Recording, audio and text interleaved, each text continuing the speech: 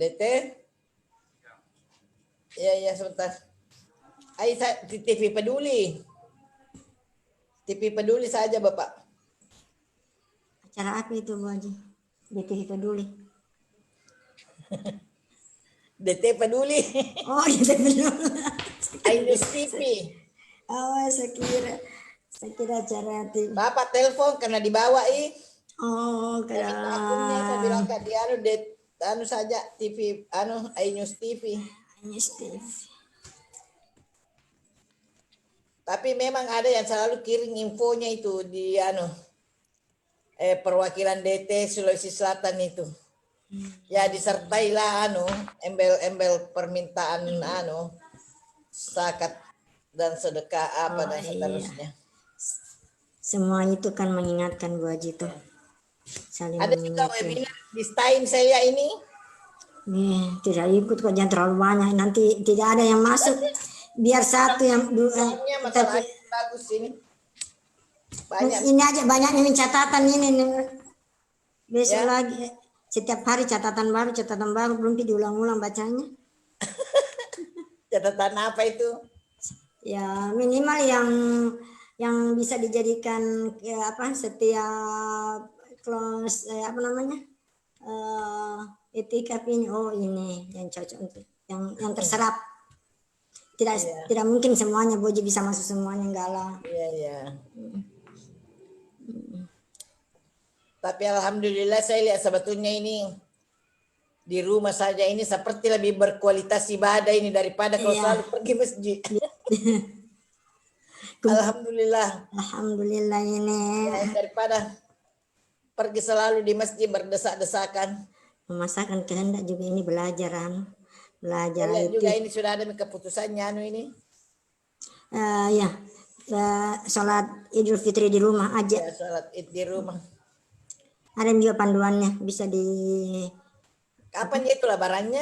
Nggak pernah buka ini. Lebaran itu tidak terbuat. Takut ditinggal sama lebaran belajar Ramadan. Apa lebaran dan ini malam keberapa? Malam ke-27 kan atau 28 nih? 27. Nah, tahu juga nih. Saking enaknya puasa Bu Haji sampai lupa kata. Tidak terhitung itu Tuhan, saking banyaknya kegiatan. Allahu Akbar. Barusan juga ini bulan puasa tidak banyak tidur pagi. Oh iya kan. Dulu itu sering tidur pagi. Tidak banyak juga berat badan turun toh. Enggak juga banyak malah, berat badan turun. Malah justru naik. Itu kegiatan. Terus. Malah naik aja saya Pak Amin ya. Itu kan kegiatan padat. Jadi sekitar jam 10. Jadi itu pekerjaan rumah harus dikerja pagi. Ya. Jam 10. Setiap pendatang ambil pakai THR-nya Bu Haji bilang, Ibu Hana kenapa ya gemes sekali ke anak? Semua bilang ke anak. Mirwansa saja yang siapa yang bawa dari Makassar? Nah, yang penting sampai di rumah Bu Haji, enggak usah kita tanya itu. Kita yang dari Makassar ya? Tidak, astagfirullah tidak Bu Haji. Mobil yang ada supir mobil yang saya telepon. Oh, di kampus? Bukan. Mobil dari luar Bu Haji. Harus itu boleh pakai transportasi itu. Tidak usah. Bulan Ramadan Bu Haji. Bulan Ramadan Bu Haji. Itu ya, bulan Ramadan Bu Haji tidak perlu itu. Apa tadi tidak mau masuk ke situ karena udah bilang kalau tidak aku masuk jalan kaki lebih baik suruh mahasiswa pergi ambil. Iya, jalan kaki pasti Bu Haji karena jalanan tidak bagus itu lorong masuk. Itu jadi saya bilang ke Abi bisa aja masuk mobil mundur. Ini masih punya Pak Haji Sakir yang belum diambil ini Pak Haji Sakir. Kenapa hitam putih video Bu Bu Mar? Saya tidak berwarna. Iya, kenapa? Sengaja Bu Haji. Saya tidak tahu terlalu banyak kapan Ya di setting. Perlu dicas itu Bu Haji barangkali. Mau diganti. Iya, saya malas kan juga. Agak gelap, muka agak gelap. Jadi mau dikasih lampu di situ sedikit lah, kasih terang. Ya. Oh iya. Iya, tapi masih hitam putih. Iya, lupa tetap hitam putih. Oh, still kembali besok setelah. Atau saya pakai dulu HP. Kalau di HP enggak? Iya. Settingannya di itu kayaknya. Iya. Saya biasa pakai HP juga Kalau misalnya saya mengajar sama Jadi saya lebih mahasiswa bagus hasilnya itu kalau di HP lebih bagus. yang asli saya pakai HP Kameranya. dulu.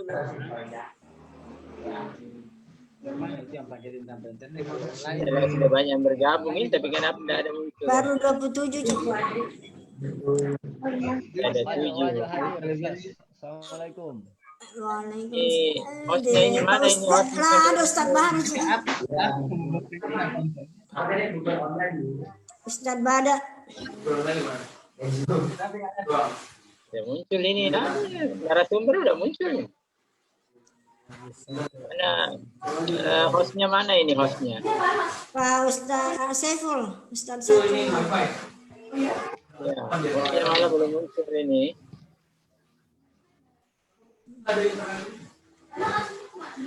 Jalan aslinya nggak ada komputer tuh. Berarti nggak komputer tuh nggak ada yang bisa pakai wifi karena mereka itu langsung. Kabel biasanya.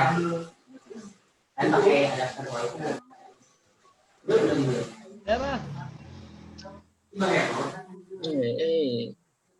Everyone can watch you.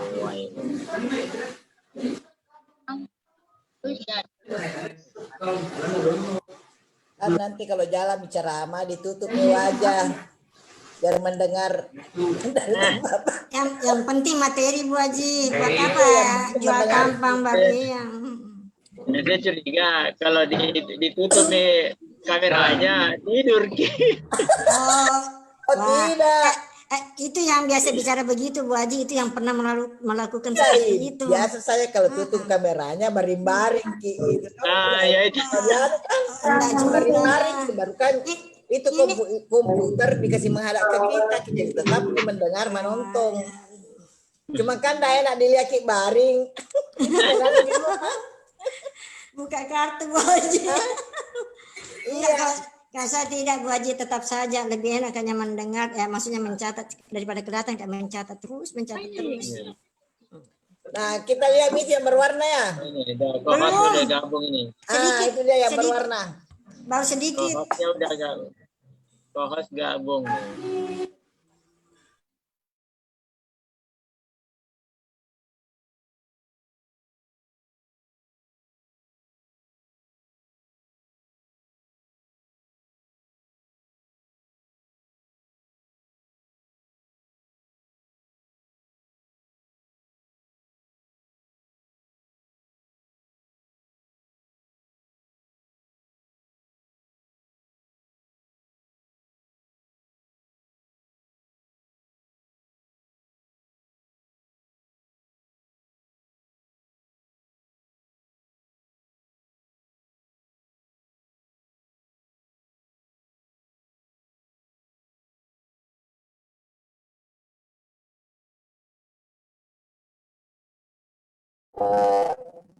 Baik, bismillahirrahmanirrahim. Assalamualaikum warahmatullahi wabarakatuh.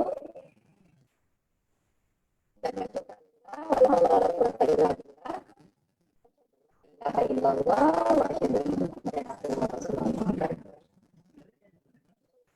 kepada Allah SWT, kita masih diberikan kesehatan dan kesempatan untuk berada di akhir-akhir Ramadan ini, malam ke-27 Ramadan. Semoga kita semua insya Allah senantiasa diberi kesehatan, diberi usia yang panjang untuk terus melakukan kebaikan, dan kita bisa merayakan Idul Fitri dengan bahagia. Salam serta salam senantiasa kita kirimkan kepada baginda Rasulullah SAW, Nabi yang menjadi patron atau teladan bagi kita sekalian dalam melakukan aktivitas keseharian, terutama warga masyarakat Muhammadiyah. Baik, karena pemateri kita pada malam hari ini, Sekretaris Umum Pimpinan Pusat Muhammadiyah periode 2015-2020, Ayahanda Dr. Abdul Muti MED sudah berada di tengah-tengah kita sekalian di ruang Zoom ini. Untuk itu, untuk efisiensi waktu, kita persilakan kesempatan kepada Ayahanda untuk berbagi sharing bersama kita sekalian menyoal COVID-19, Muhammadiyah menggembirakan bangsa. Saya persilakan kepada Ayahanda untuk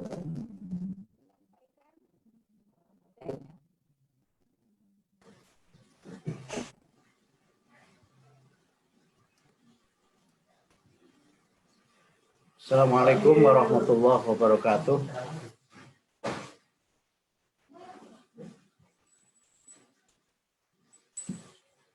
Alhamdulillah, wassalatu wassalamu ala rasulillah, la haula wa la quwata illa billah, amma ba'd. Ibu-ibu, bapak-bapak, dan saudara-saudara sekalian, jamaah pengajian yang saya hormati dan yang dirahmati oleh Allah. Marilah kita bersama-sama pada kesempatan yang sangat mulia dan berbahagia ini memanjatkan puji dan syukur kita ke hadirat Allah Subhanahu wa taala karena atas rahmatnya kita sekalian dapat bersama-sama bersilaturahim di majelis pengajian virtual ini dalam keadaan iman dan Islam dan dalam keadaan sehat walafiat. Yang kedua, saya menyampaikan terima kasih kepada panitia atas penyelenggaraan acara pengajian ini.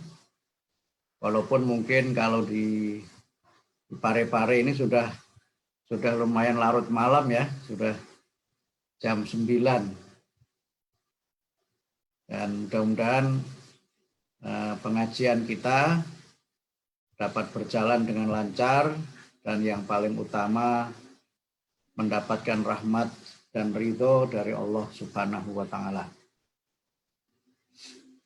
Bapak Ibu yang kami hormati, tema pengajian kita pada malam hari ini adalah Muhammadiyah menggembirakan bangsa.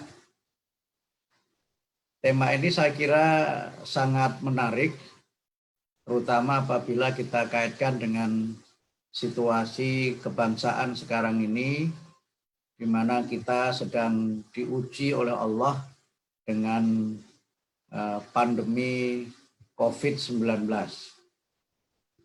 Sekarang ini kita melihat masyarakat berada pada suasana yang ketakutan, mereka merasa tidak aman dan sangat tidak nyaman ketika beraktivitas di luar rumah dan termasuk di dalamnya ketika bertemu dan berinteraksi dengan sanak famili dan handai tolan, termasuk dengan rekan-rekan sejawat di kantor-kantor dan di tempat-tempat di mana kita bekerja.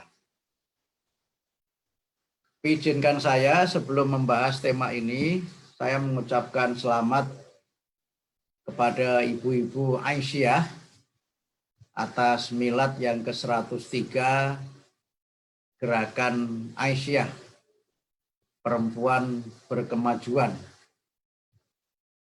Alhamdulillah, Aisyah sudah berusia 103 tahun dan memiliki peran yang sangat penting dan juga memiliki amal usaha yang sangat bermanfaat bagi seluruh masyarakat.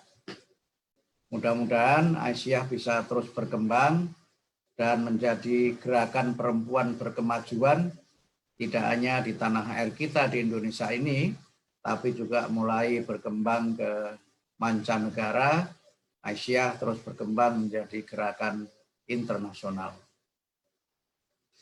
Bapak Ibu yang saya hormati, kalau kita membaca ayat Al-Quran, khususnya di dalam surah Al-Baqarah ayat 26, Allah berfirman, "Wabasyiril ladzina amanu wa amilus sholihat, anna lahum jannatin tajri min tahtihal anhar, kullama ruziqu minha min samaratir rizqan qalu hadzal ladzi ruziqna min qablu wa utubihi mutasyabiha walahum fiha azwajum mutahharah wa hum fiha khalidun.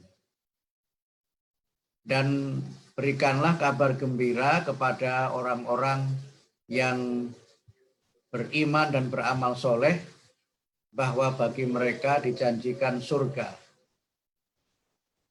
Bagi mereka dijanjikan tempat yang sangat indah, yang surga itu di dalamnya banyak sekali terdapat kenikmatan. Tempat yang sangat indah yang mengalir di bawahnya sungai-sungai, dan manusia juga diberikan rizki dan berbagai hal yang mereka sangat mengidam-idamkannya ketika masih berada dalam kehidupan di dunia. Ini saya kira menjadi dasar bahwa di dalam kita ini beramal, di dalam kita ini beribadah, harus senantiasa bergembira. Kita bergembira karena kita bisa melaksanakan amal-amal soleh, dan kita bergembira karena Allah menjanjikan balasan yang terbaik atas amal soleh yang kita lakukan. Ini juga menjadi sebuah dasar yang penting, terutama jika kita kaitkan dengan ibadah puasa misalnya. Di dalam hadis Nabi disebutkan bagi orang yang berpuasa itu ada 2 kebahagiaan. Pertama adalah kebahagiaan ketika mereka sedang berbuka, farhatun indal fitr, dan kemudian yang kedua adalah bahagia ketika mereka nanti bertemu dengan Allah Subhanahu wa Ta'ala. Dan bagi kita yang melaksanakan ibadah puasa, dalam hadis Nabi disebutkan kita ini diberikan keistimewaan dan diberikan kehormatan untuk masuk surga lewat pintu khusus, yaitu pintu Royan, yang disediakan bagi hamba-hamba Allah yang ibadah puasanya diterima oleh Allah Subhanahu wa Ta'ala. Karena itu maka dalam kita beribadah hendaknya senantiasa bergembira. Dalam hadis lain disebutkan kita ini hendaknya tidak memberat-beratkan diri di dalam beragama. Di dalam hadis yang diriwayatkan oleh Imam Bukhari dari sahabat Abu Hurairah disebutkan, barang siapa yang berlebih-lebihan di dalam beragama, maka dia akan dikalahkan oleh agama itu. Maksudnya dia menjadi begitu berat dan merasa sangat berat di dalam menjalankan ajaran agama. Karena itu maka hendaknya kamu sekalian beribadah dengan gembira, dan kemudian senantiasa meminta tolong kepada Allah, dan kita agar bisa beribadah dengan gembira itu, Rasulullah memberikan tuntunan agar kita melaksanakan ibadah sebagaimana mestinya atau mendekati pelaksanaan yang sebagaimana mestinya. Karena itulah maka kita semuanya harus senantiasa merasa bergembira dalam situasi yang bagaimanapun, karena kita juga yakin bahwa sebagai orang yang beriman, Allah itu menjanjikan bagi kita jalan keluar atas segala macam persoalan yang kita hadapi, dan Allah memberikan kita kemudahan di atas segala kesulitan, dan Allah memberikan kepada kita jalan rizki yang tidak bisa kita duga sebelumnya. Wa may yattaqillaha yaj'al lahu makhraja wa yarzuqhu min haitsu la yahtasib. Barang siapa yang bertakwa kepada Allah, maka baginya disediakan jalan keluar atas berbagai macam persoalan yang mereka hadapi, dan Allah menjanjikan kepada mereka rizki dari pintu-pintu, dari sumber-sumber yang tidak pernah mereka duga-duga dari mana datangnya. Quran menjelaskan fa inna ma'al usri yusra, inna ma'al usri yusra. Maka sesungguhnya di balik kesulitan itu ada kemudahan, dan sesungguhnya di balik kesulitan itu ada kemudahan. Karena itu bagaimana agar kita ini senantiasa bergembira dan mendapatkan kemudahan? Jalan yang bisa kita lakukan sesuai dengan tuntunan Al-Quran adalah menjadi orang yang bertakwa dan banyak berderma. Di Di dalam Al-Quran disebutkan, fa'amma man a'ta wattaqa wa saddaqa bil husna fasanu yassiruhu lil yusra. Wa amma man bakhila wastaghna wa kadzdzaba bil husna fasanu yassiruhu lil usra.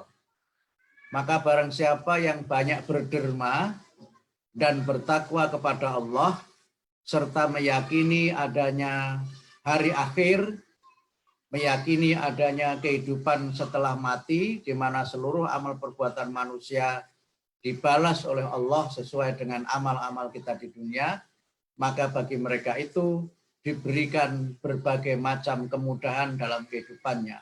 Fasanu yassiruhu lil yusra. Sebaliknya wa amma man bakhila wastaghna wa kadzdzaba bil husna fasanu yassiruhu lil usra. Maka barang siapa yang bakhil, barang siapa yang pelit, barang siapa yang kikir, kemudian tidak mau meminta tolong kepada Allah dan mengingkari akan adanya hari akhir, maka mereka akan hidup dengan berbagai macam kesulitan. Fasanu yassiruhu lil usra. Allah memberikan kepada mereka itu kemudahan dengan berbagai macam kesulitan. Artinya hidupnya itu diliputi dengan berbagai macam masalah. Satu masalah belum selesai, muncul masalah yang berikutnya, dan mereka menjadi terbebani di dalam kehidupannya. Karena itulah maka kalau kita ingin hidup kita bahagia, banyak-banyaklah berderma, banyak-banyaklah bersedekah. Karena sedekah itu kalau kita baca di dalam hadis Nabi bisa menolak mara bahaya. As-shadaqatu tadfa'ul bala. Sedekah itu dapat mencegah terjadinya bencana atau malapetaka. Orang yang banyak bersedekah itu hidupnya tenang karena didoakan oleh banyak sekali orang, terutama mereka yang merasakan bagaimana telah mendapatkan pertolongan dan bantuan dari kita. Karena sesungguhnya orang-orang yang bersedekah, berzakat itu adalah orang yang membersihkan jiwanya dan membersihkan hartanya. Khudh min amwalihim shadaqatan tutahhiruhum wa tuzakkihim wa sholli alaihim inna sholataka sakanul lahum. Ambillah dari orang yang mampu itu zakat mereka untuk membersihkan harta mereka dari hak orang lain yang ada pada harta itu dan untuk membersihkan jiwa mereka. Dan doakanlah orang-orang yang telah bersedekah itu, karena sesungguhnya doa yang kamu panjatkan itu akan mendatangkan ketenangan bagi orang-orang yang telah berderma. Karena itu maka tidak ada alasan bagi kita untuk tidak bergembira, tidak ada alasan bagi kita untuk tidak berbahagia dengan kita berbuat baik kepada sesama. Lalu bagaimana hubungan ini dengan Muhammadiyah? Bapak Ibu yang saya hormati, kalau kita membaca dokumen Muhammadiyah masa awal, anggaran dasar atau statute Muhammadiyah ketika organisasi ini didirikan pertama kali pada tahun 1912, telah disebutkan secara eksplisit, disebutkan secara jelas di dalam anggaran dasar itu, bahwa tujuan Muhammadiyah itu adalah untuk menggembirakan umat Islam di dalam beragama dan di dalam mengikuti ajaran Nabi Muhammad. Karena itu maka sejak awal organisasi ini memang didirikan untuk memberikan solusi atas berbagai macam persoalan yang dihadapi oleh masyarakat. Muhammadiyah ini hadir untuk memberikan jalan keluar, meringankan penderitaan, dan berbagai macam amal usaha yang bermanfaat bagi masyarakat. Sejak awal berdiri, Muhammadiyah itu senantiasa memberikan yang terbaik bagi umat dan memberikan yang terbaik bagi masyarakat. Muhammadiyah melaksanakan semua amal-amalnya itu karena Muhammadiyah mengamalkan ajaran Nabi Muhammad. Di antara ajaran Nabi Muhammad itu adalah ajaran yang menyebutkan bahwa manusia yang terbaik adalah manusia yang bermanfaat bagi manusia yang lainnya. Khairun nas anfa'uhum linnas. Oleh karena itulah maka di mana saja Muhammadiyah berada, Muhammadiyah senantiasa melaksanakan amal solih dalam bentuk mendirikan amal usaha dan layanan-layanan sosial yang bermanfaat bagi seluruh masyarakat. Amal usaha Muhammadiyah itu adalah amal soleh yang terlembaga. Yang amal soleh itu paling tidak memiliki 4 pengertian. Yang pertama adalah solihun niat. Niat yang solih, niat yang benar, yaitu kita melaksanakan segala sesuatu dengan ikhlas mengharapkan ridho Allah. Ini dimensi ikhlas atau dimensi amal soleh yang pertama, yaitu ikhlas di dalam kita ini beramal.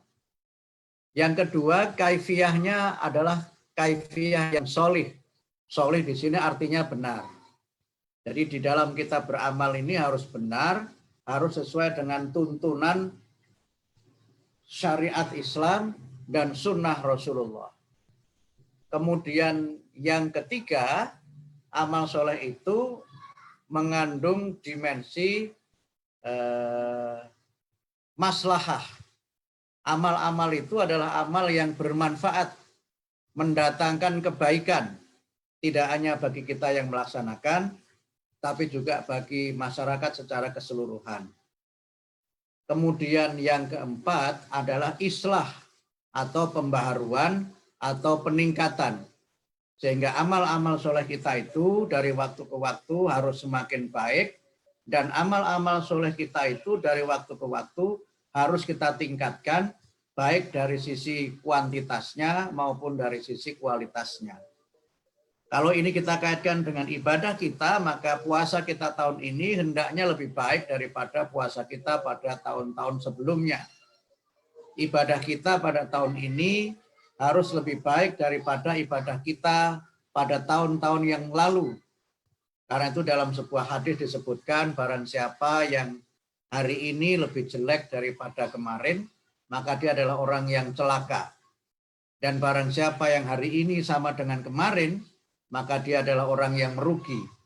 Karena itu maka orang yang beruntung adalah mereka yang hari ini lebih baik daripada hari yang kemarin. Dan masa depan itu harus lebih baik daripada hari ini. Inilah makna dari walal akhiratu khairul laka minal ula.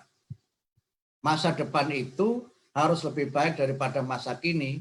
Kehidupan di akhirat itu lebih baik daripada kehidupan dunia. Dan inilah yang saya kira menjadi kunci bagaimana Muhammadiyah itu bisa senantiasa hadir untuk menggembirakan. Bapak Ibu yang kami hormati, sebagai contoh selain amal usaha yang sudah kita memiliki, Muhammadiyah misalnya pada masa pandemi COVID-19 ini, alhamdulillah juga menjadi organisasi dan gerakan yang berada di garda paling depan dalam memberikan layanan kemanusiaan. Alhamdulillah, warga Muhammadiyah dengan segala usahanya selama pandemi COVID-19 ini bisa menghimpun dana lebih dari 130 miliar. Yang itu alhamdulillah juga sudah disalurkan kepada mereka yang berhak memerlukan. Muhammadiyah didukung oleh lebih dari 60.000 relawan, baik mereka itu dokter, perawat, maupun juga seluruh warga persyarikatan, mulai dari mereka yang ada di pimpinan pusat sampai mereka yang ada di pimpinan ranting, mulai yang ada dalam struktur Muhammadiyah sampai yang ada di ortom Muhammadiyah dan juga amal-amal usaha Muhammadiyah. Dan tentu kita juga merasa bangga karena Lazis Muhammadiyah juga menjadi organisasi yang bergerak paling depan di dalam memberikan layanan kepada masyarakat. Dan inilah saya kira sebagai contoh bagaimana Muhammadiyah itu senantiasa menggembirakan umat. Rumah sakit Muhammadiyah itu awalnya kita siapkan hanya 15 rumah sakit yang melayani pasien COVID-19.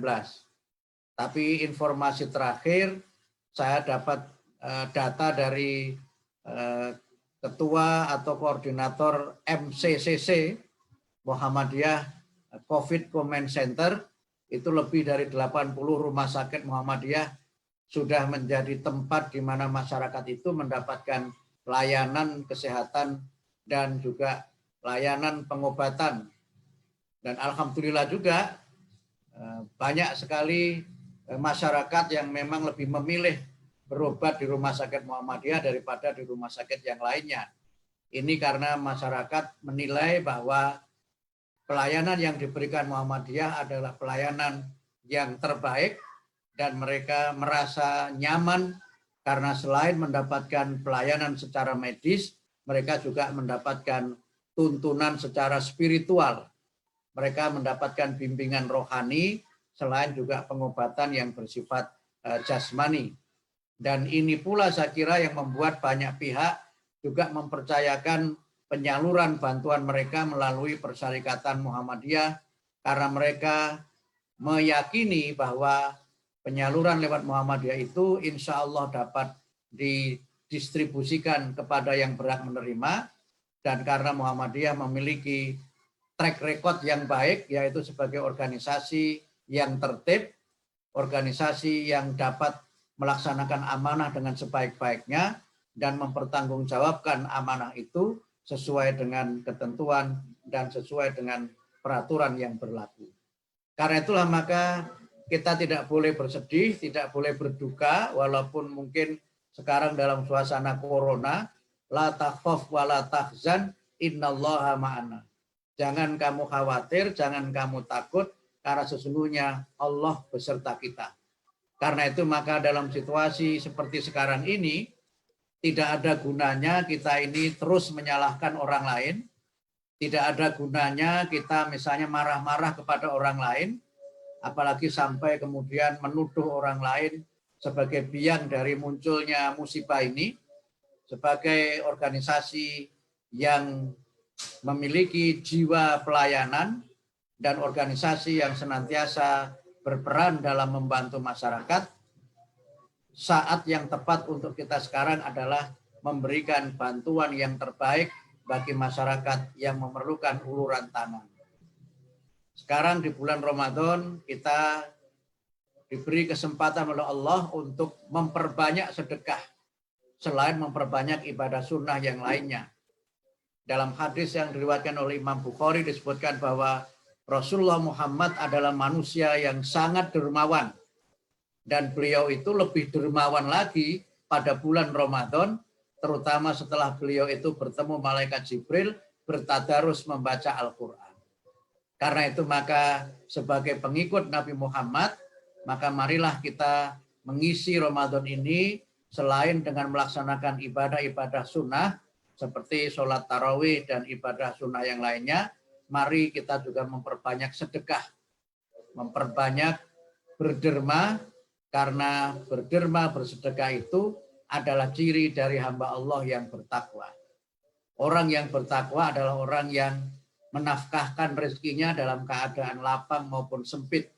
Yunfikuna fis-sarra wad-dharra.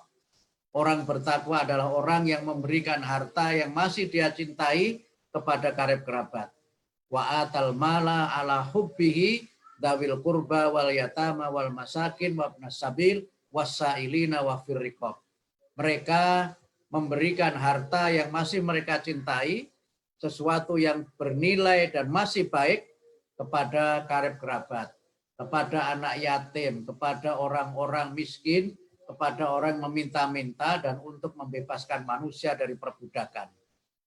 Karena itu maka masih ada kesempatan kita untuk menyempurnakan ibadah kita di bulan Ramadan ini dengan berbagai amalan yang sangat dianjurkan, dan yang terakhir tentu ada amalan yang wajib yang harus kita tunaikan, yaitu membayar zakat fitrah. Ini hukumnya wajib dan kita harus tunaikan segera, jangan sampai kita terlambat membayarkannya.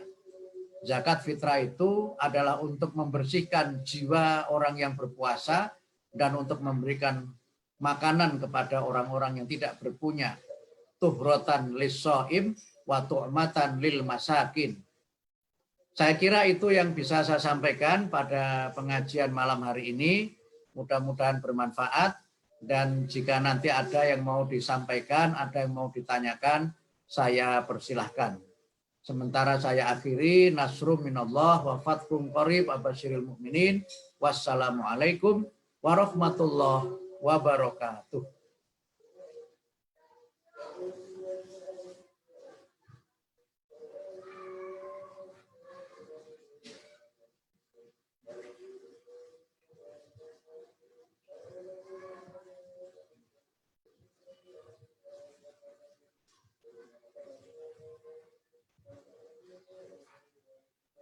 Ini hostnya suaranya belum masuk ya.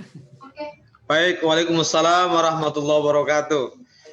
Ganti host Pak Kiai. Iya, nggak apa-apa. Hanya gembira saja kita. Ya, alhamdulillah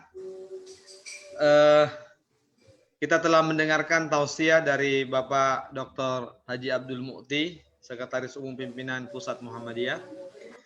Hadir bersama kita Bapak Rektor Universitas Muhammadiyah Parepare, Pak Ustadz.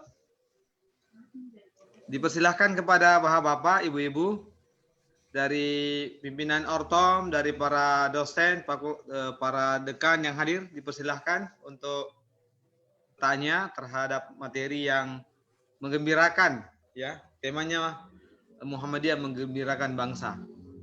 Kepada bapak-bapak, ibu, disilakan untuk raise hand. Bisa juga bertanya melalui chat, nanti saya akan bacakan.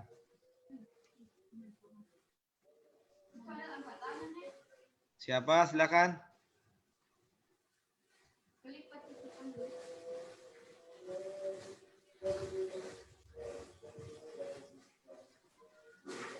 Siapa? Silakan. Yang angkat tangan silakan bertanya.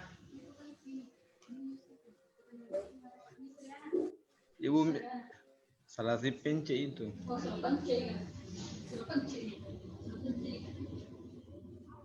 Alhamdulillah, saya persilakan dulu Pak Rektor untuk menyapa Pak Dr. Abdul Mu'ti. Terima kasih. Assalamualaikum warahmatullahi wabarakatuh. Waalaikumsalam warahmatullahi wabarakatuh. Alhamdulillah, pada malam ke-29 suci Ramadan, pimpinan daerah Muhammadiyah Parepare mendapatkan satu pencerahan yang sangat menyejukkan, di mana Muhammadiyah menggembirakan manusia itu. Oleh karena itu, kami atas nama pimpinan Universitas Muhammadiyah Parepare mengucapkan terima kasih di dalam pencerahan di malam ke-27 ini. Kami hanya mau menanggapi sedikit ini. Kami ini, sebagian masyarakat ini membingungkan dalam hal pelaksanaan pelarangan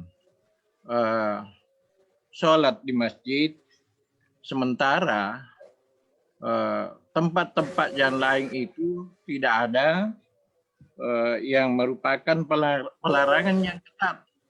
Di Parepare ini kalau ada masjid yang membuka untuk sholat jamaah tarwih maupun jamaah Jumat, itu akan diberikan sanksi ini.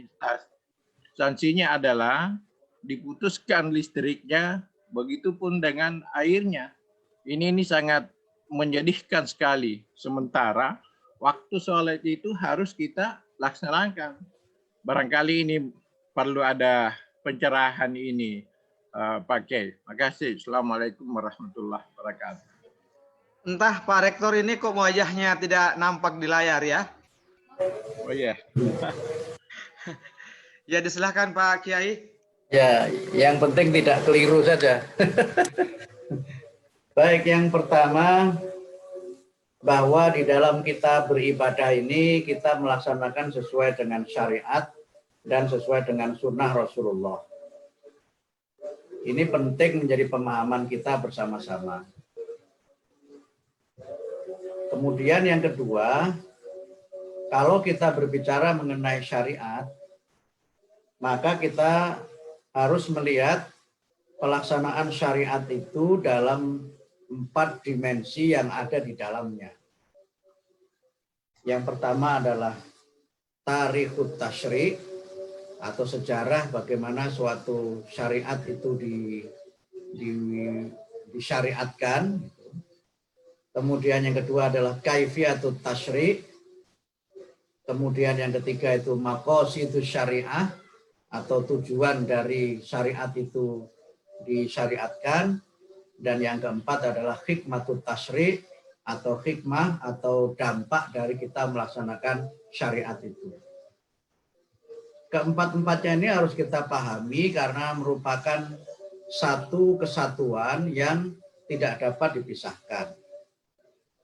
Ibadah itu tidak bisa kita maknai hanya dari sisi kaifiyahnya saja, tapi juga harus kita pahami dari sisi maqasid atau tujuannya, dan juga harus kita lihat dari sisi dampak atau akibatnya.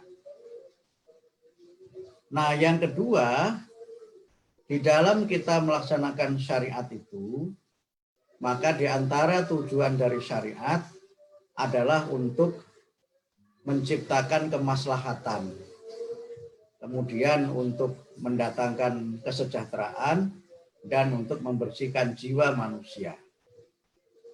Karena untuk kemaslahatan dan kebahagiaan hidup manusia, maka syariat Islam itu diturunkan oleh Allah kepada umat manusia itu sesuai dengan kemampuannya.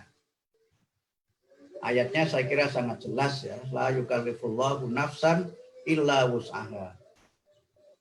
Sehingga karena itu maka dalam pelaksanaan syariat itu tidak boleh manusia itu merasa berat dan tidak mampu melaksanakan, atau syariat itu di luar kemampuan manusia, atau syariat itu justru mendatangkan malapetaka dalam kehidupan umat manusia. Karena itu maka di dalam Al-Quran disebutkan ma ja'ala alaikum fid dini min haraj. Allah tidak menjadikan bagimu dalam hal agama itu kesulitan-kesulitan. Kemudian yang kedua, Allah itu menghendaki bagi kamu kemudahan di dalam menjalankan ajaran agama. Yuridullahu bikumul yusra wala yuridu bikumul usra. Karena itulah maka pelaksanaan ibadah di dalam Islam itu senantiasa diberikan ketentuan-ketentuan yang mungkin antara satu orang dengan yang lainnya bisa berbeda. Itu yang di dalam studi agama, khususnya dalam ilmu fikih dan usul fikih disebut sebagai hukum taklifi. Sehingga misalnya puasa.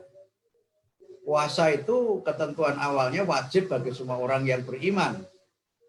Ya ayyuhalladzina amanu kutiba alaikumusiyam. Tetapi kemudian ada orang-orang yang dia boleh tidak berpuasa, yaitu mereka yang bepergian, mereka yang sakit, dan mereka yang lemah fisiknya. Ketentuan untuk mereka yang boleh tidak berpuasa itu juga berbeda. Yang bepergian dan yang sakit itu boleh tidak berpuasa, tapi harus mengganti pada hari yang lainnya. Dan yang lemah fisiknya tidak perlu mengganti, hanya cukup membayar fidyah. Kalau kemudian kita kaitkan ini dengan syariat, maka tidak ada salahnya orang yang tidak berpuasa kalau memang dia memenuhi ketentuan atau persyaratan itu. Dan jangan dianggap dia bermaksiat karena tidak berpuasa di bulan Ramadan. Pada prinsipnya kita diperintahkan oleh Allah untuk melaksanakan sholat secara berdiri. Tetapi kalau tidak mampu berdiri, kita boleh sholat dengan duduk, kita juga boleh sholat dengan berbaring. Tidak berarti orang yang sholat dengan duduk itu orang yang malas. Dan tidak berarti orang yang sholat dengan berbaring itu sholatnya tidak sempurna. Karena syariat memberikan kesempatan kepada mereka untuk melaksanakan ibadah sesuai dengan kondisi dan keadaan yang mereka hadapi. Pada prinsipnya sholat itu dilaksanakan 5 kali. Tetapi bagi mereka yang bepergian, boleh sholat 3 kali. Yaitu dengan jamak qashar. 2 sholat dikumpulkan dalam satu waktu. Zuhur dengan asar, maghrib dengan isya. Itu ketentuan hukum. Dan jangan kita menganggap orang yang bepergian kemudian sholatnya di jamak qashar itu orang yang malas. Dan orang yang tidak melaksanakan syariat. Karena ketentuan syariatnya berlaku seperti itu. Nah, dalam hal kita melaksanakan sholat di masjid, maka kita juga harus memahami bahwa hukum sholat berjamaah itu tidak fardu ain. Hukum sholat berjamaah itu fardu kifayah. Dan fardu kifayah itu pun dalam keadaan di mana kita ini aman. Jadi kalau fardu kifayah itu artinya kewajiban masyarakat dalam satu tempat itu sudah gugur kalau sudah ada sebagian yang menunaikan. Ini harus kita pahami ketentuan hukum seperti ini. Kemudian yang kedua, fadilah orang sholat berjamaah itu sama saja sholat berjamaah di rumah dengan sholat berjamaah di masjid, dari sisi jamaahnya itu sama saja. Kemudian yang kedua, misalnya sholat tarawih. Sholat tarawih itu boleh dilaksanakan sendiri, boleh dilaksanakan berjamaah, boleh di rumah, boleh di masjid. Dan itu semua dicontohkan oleh Rasulullah. Jadi jangan kita berpendapat bahwa kalau kita sholat tarawih di rumah itu, kita tidak mengikuti sunnah Rasul. Dan jangan kita berpendapat kalau kita sholat tarawih sendiri, tidak mengikuti sunnah Rasul. Karena semuanya ada dasarnya dan semuanya didukung oleh dalil-dalil yang sahih. Ini penting kita pahami. Sehingga karena itu maka di dalam kitab berislam ada 2 hadis yang saya temukan di dalam Sahih Bukhari. 1 hadis diriwayatkan oleh Aisyah, 1 hadis diriwayatkan oleh Imam Abu Hurairah. 2 hadis itu menjelaskan agar kita ini tidak memaksakan diri di dalam beribadah. Hadis riwayat Aisyah itu menceritakan bahwa Nabi ketika memberikan tuntunan kepada sahabat untuk melaksanakan sesuatu, senantiasa diberikan sesuai dengan kemampuan, bahkan kemudian memberikan sesuatu yang sangat ringan bagi sahabatnya itu. Karena merasa sangat ringan, kemudian sahabat itu ingin berlebih di dalam beribadah. Kemudian sahabat itu berargumen, Nabi tidak perlu beribadah yang banyak-banyak karena sudah dijamin oleh Allah semua dosanya diampuni, baik dosa pada masa lalu maupun dosa yang akan datang. Sedangkan kami ini kan manusia biasa yang tidak seperti Nabi. Nah, mendengar sahabat yang ngeyel seperti itu, Nabi marah dan sangat terlihat marahnya itu di mukanya. Rona wajahnya itu menunjukkan Nabi itu marah kepada sahabat itu. Dan kemudian Nabi bersabda, saya adalah orang yang paling takwa dan saya adalah orang yang paling tahu soal agama daripada kalian semuanya. Jadi kita tuh jangan merasa bahwa ibadah kita itu menjadi baik dengan kita itu memaksakan diri. Kemudian yang kedua, hadis yang diriwayatkan oleh Imam Abu Hurairah. Disebutkan di situ bahwa manusia itu tidak boleh memberat-beratkan diri di dalam beribadah. Karena kalau dia memberatkan diri, dia akan dikalahkan oleh agamanya. Karena itu maka laksanakanlah syariat itu sebagaimana mestinya atau mendekati sebagaimana mestinya. Dan bergembiralah kamu ketika beribadah itu. Karena bisa melaksanakan dengan ringan dan bergembira karena apa? Bergembira karena kita sedang bertemu dengan Allah dan mendapatkan pahala dari Allah, dan perbanyaklah berdoa ketika kamu sedang beribadah.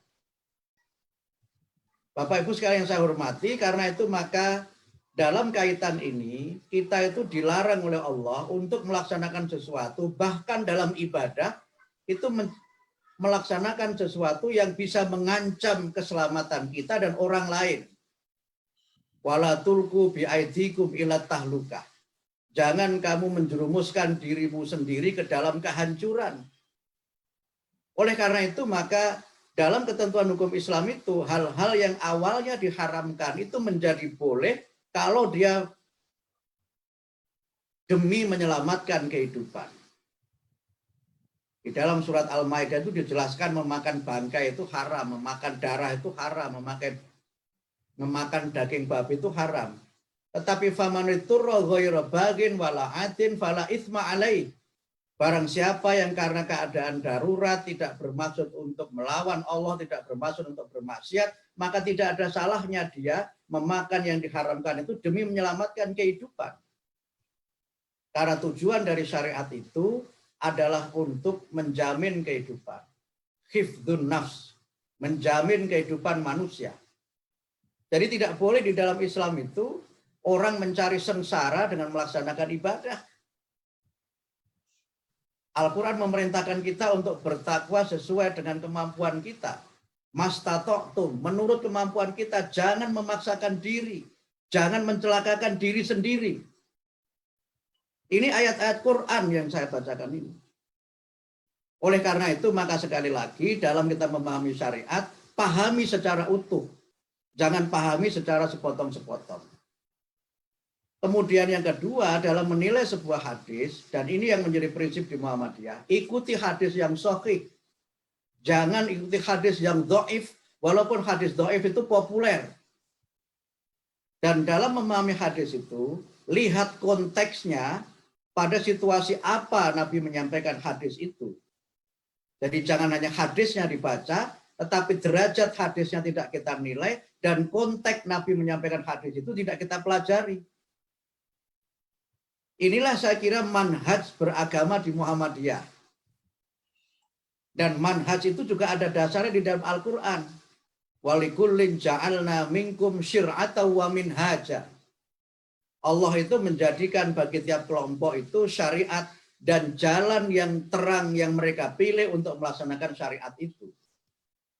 Karena itu tidak boleh kita beragama dengan nafsu dan tidak boleh kita merasa paling saleh dalam beragama hanya karena kita banyak melaksanakan sholat.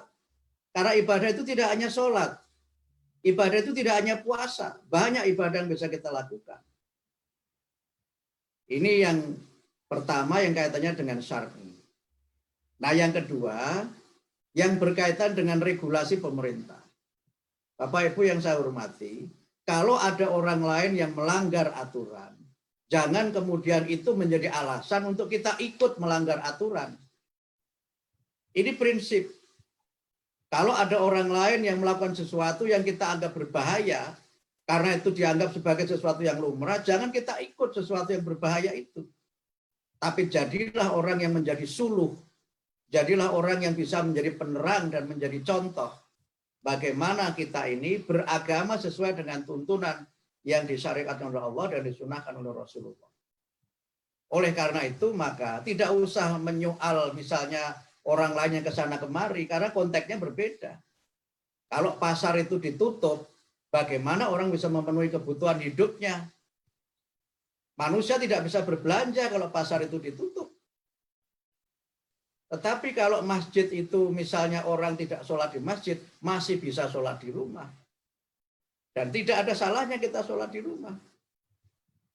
Nah, oleh karena itulah maka Bapak Ibu sekalian, marilah kita beragama sesuai dengan tuntunan syariat, dan itu yang sudah digariskan oleh PP di dalam maklumat yang sudah disampaikan kepada kita sekalian.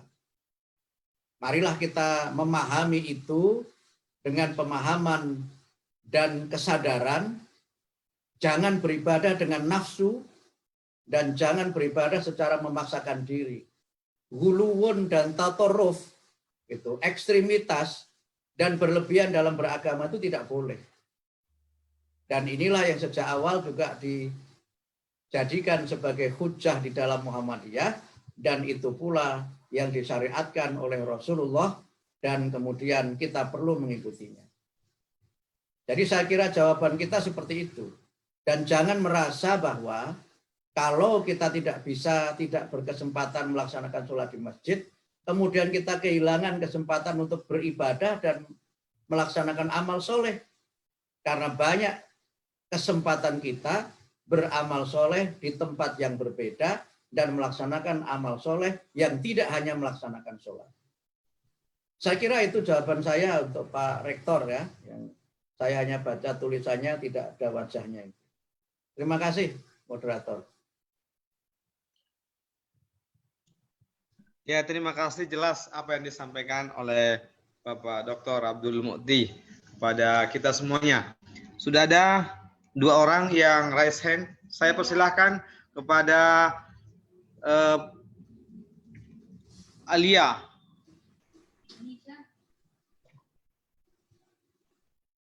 Alia Nurul Aulia. Aliza Nurul Aulia. Silakan. Langsung pada sasaran, Ustaz.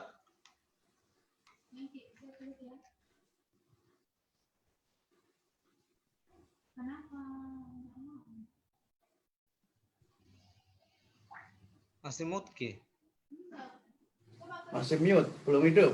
Ya, belum hidup dia. Oke. Assalamualaikum warahmatullahi wabarakatuh.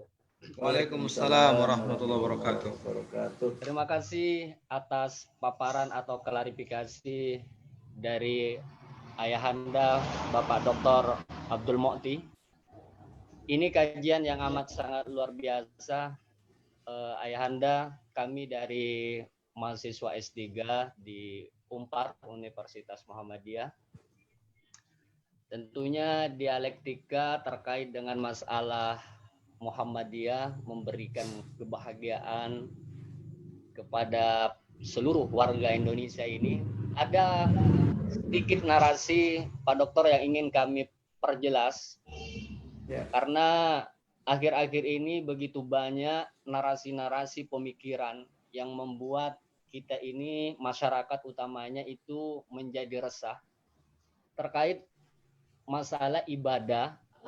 Ini adalah hal yang pokok terutama di bulan suci Ramadan. Jadi Pak Dokter menjelaskan bahwasanya hukum melaksanakan sholat berjamaah itu adalah merupakan fardu kifayah. Saya pribadi amat sangat respect dan menerima pendapat ini. Namun ada saudara kita yang berasumsi bahwa sholat berjamaah itu merupakan fardu ain dengan menginterpretasi ayat Al-Quran yang mengatakan wa idza kunta fihim fa aqamta lahumus shalah.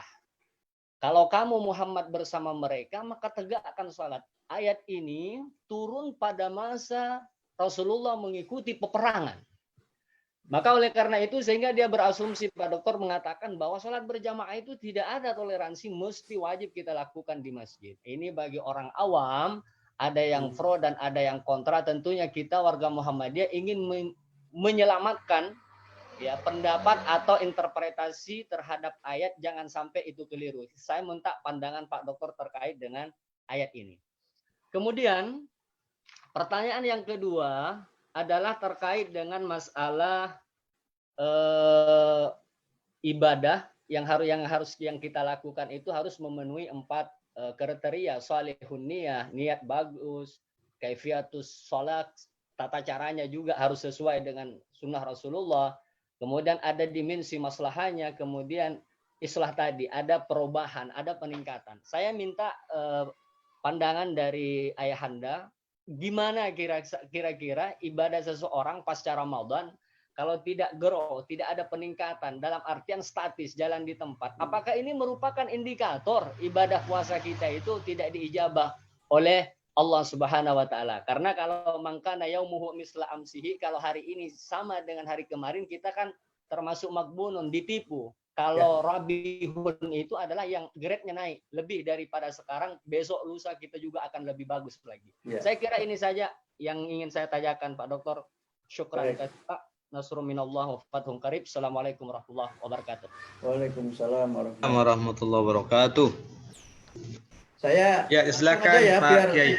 Biar tidak lupa ya. Ya silakan Pak Kiai. Soalnya sudah usia saya ini kalau banyak-banyak nanti lupa saya. Baik, begini. Ini juga konteksnya sama Pak Aliza ya. Bahwa di dalam kita memahami ayat Al-Quran juga harus kita pahami konteksnya. Karena ayat itu turun, kalau saya ikuti pendapatnya para ahli tafsir itu kan ayat itu mesti ada konteks di mana dan dalam situasi bagaimana dan kapan ayat itu diturunkan. Kemudian yang kedua, sebagian konteks itu berkaitan dengan asbabun nuzul atau sebab Allah itu menurunkan suatu ayat. Nah, konteks ini berfungsi sebagai penjelas makna dari suatu ayat.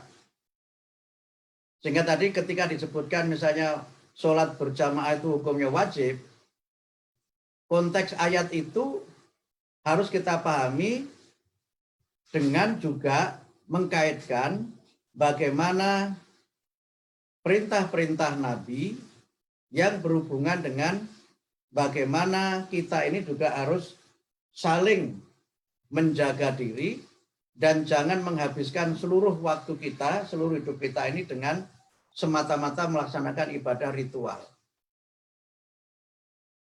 Saya memulai itu dengan ilustrasi begini. Yang ini hanya joke ya, tidak serius.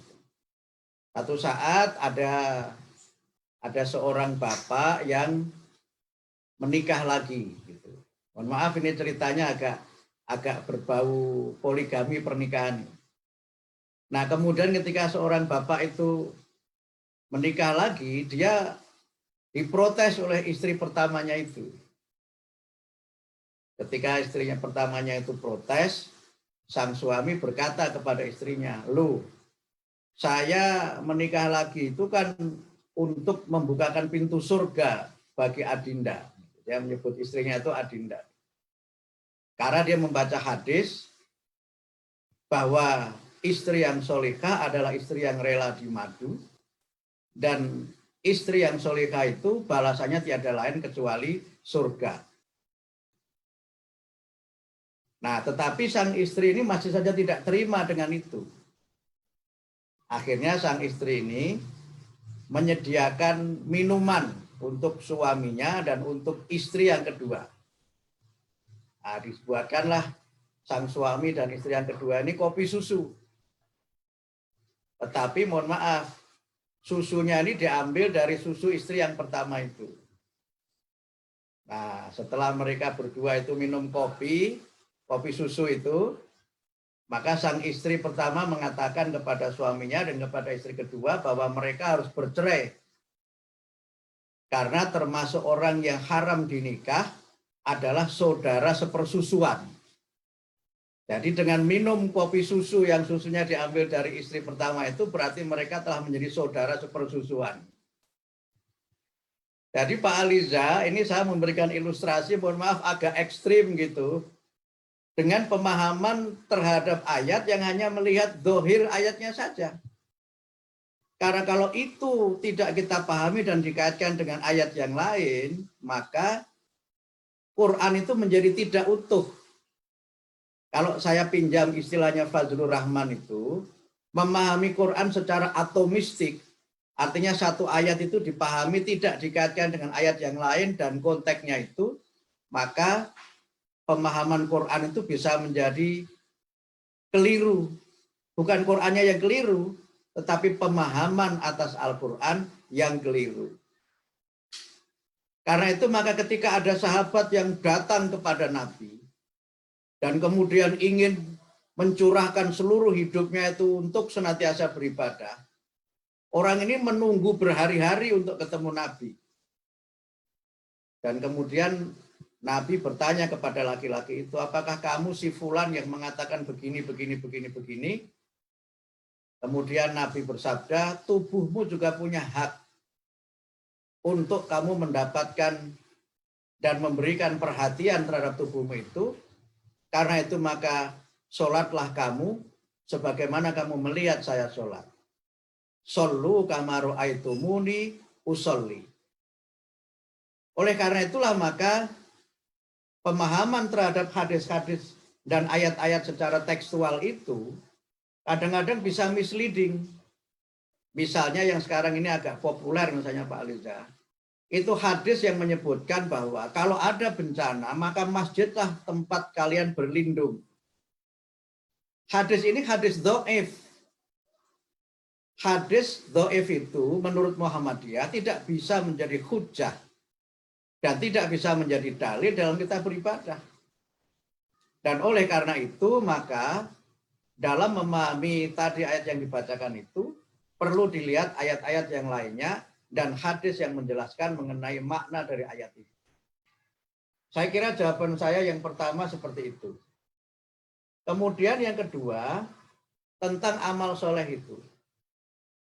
Seringkali kita ini di dalam beramal dan memahami ibadah itu kan dengan pemahaman yang juga dari satu sisi.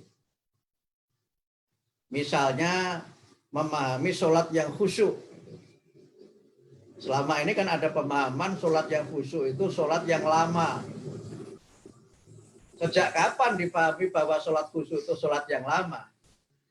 Kalau kita pahami di dalam ayatnya, sholat yang khusyuk itu adalah sholat di mana kita itu menghadirkan diri kita dan hati kita sepenuhnya untuk mengharapkan ridha Allah.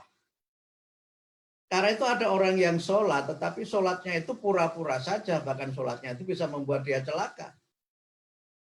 Orang-orang munafik itu kalau diperintahkan melaksanakan sholat, dia menjawab, sholat dia, tetapi qamu kusala, dia sholat itu dengan marah, dengan malas-malas.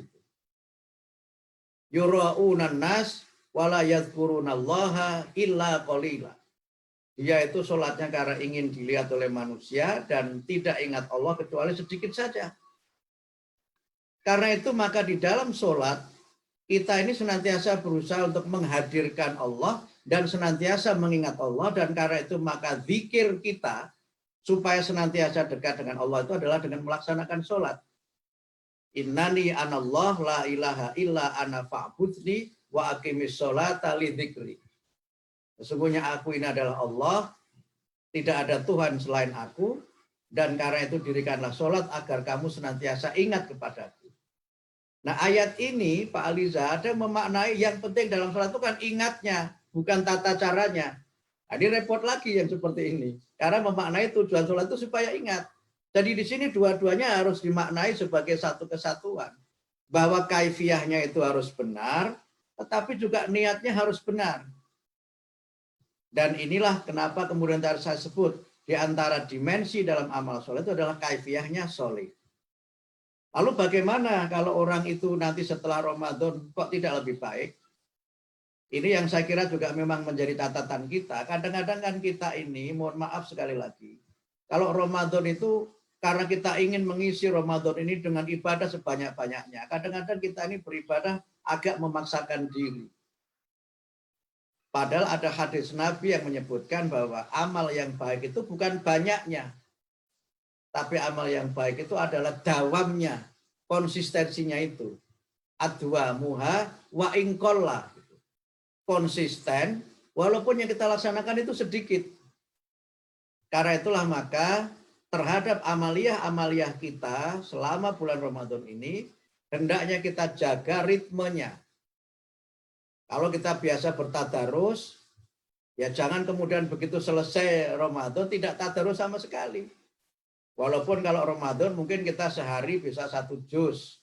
Mungkin sehari ada yang 5 juz gitu. Setiap selesai sholat fardu 1 juz. Jadi kalau satu hari itu bisa 5 juz, maka dalam seminggu dia bisa khatam misalnya. Ada yang seperti itu.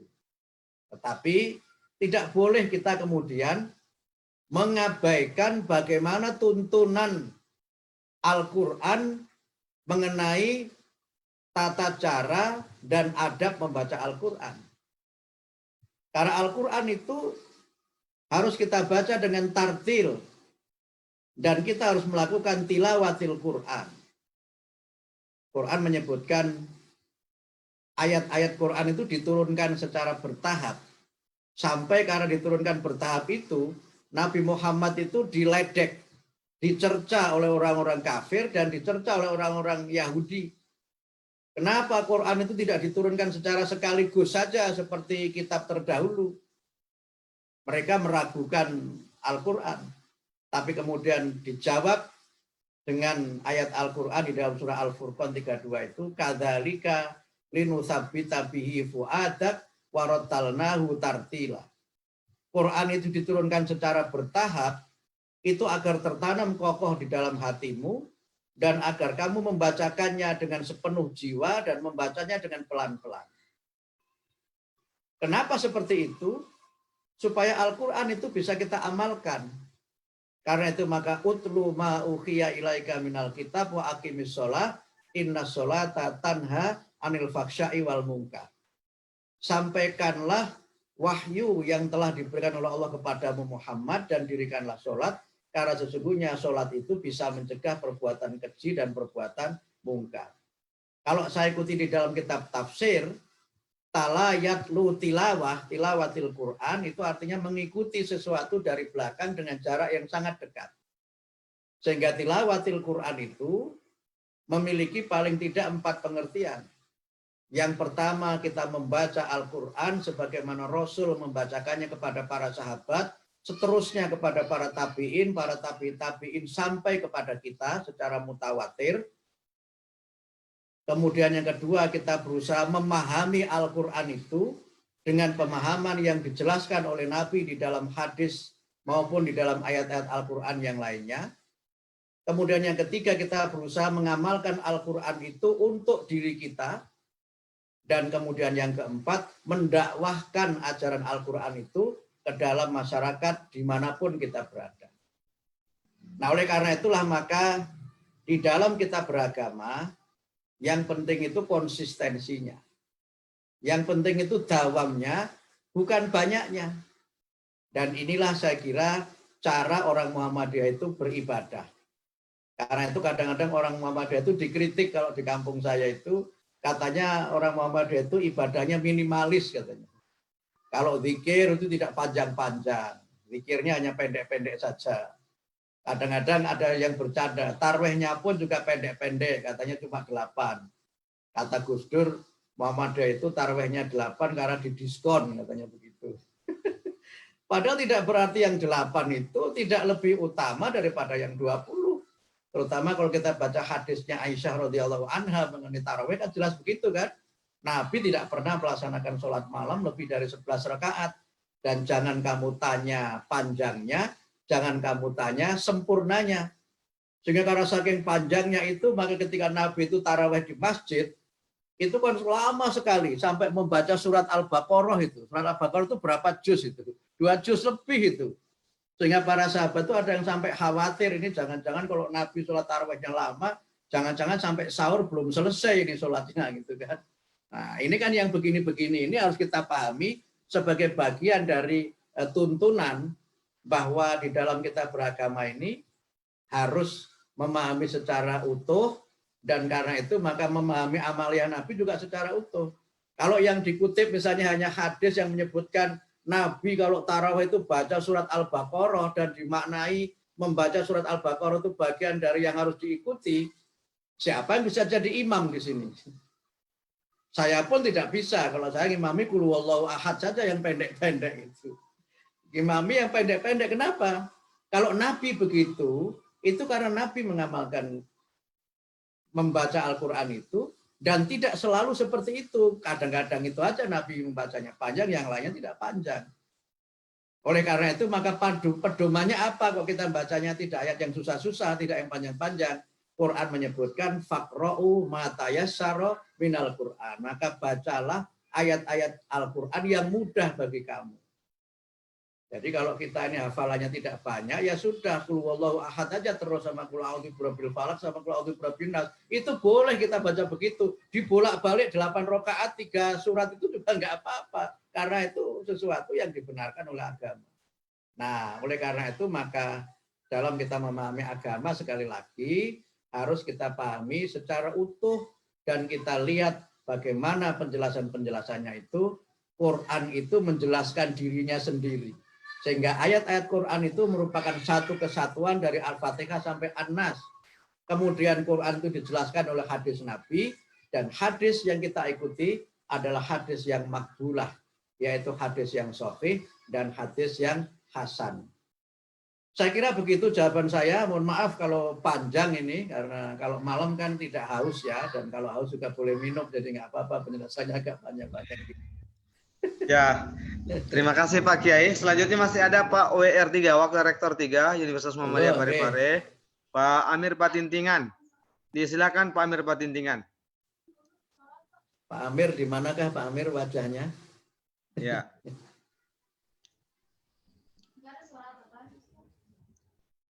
Sudah. Pak Amir Patintingan dipersilahkan. Sudah raise hand tadi. Oh ya. Warahmatullahi wabarakatuh. Waalaikumsalam warahmatullahi wabarakatuh. Saya coba lihat layar berikutnya ini. Alhamdulillah bisa ketemu kembali Ustaz. Iya, Saya langsung aja Ustaz. Ya. Silakan Pak Amir. Sekaligus pimpinan cabang Muhammadiyah Ujung di Parepare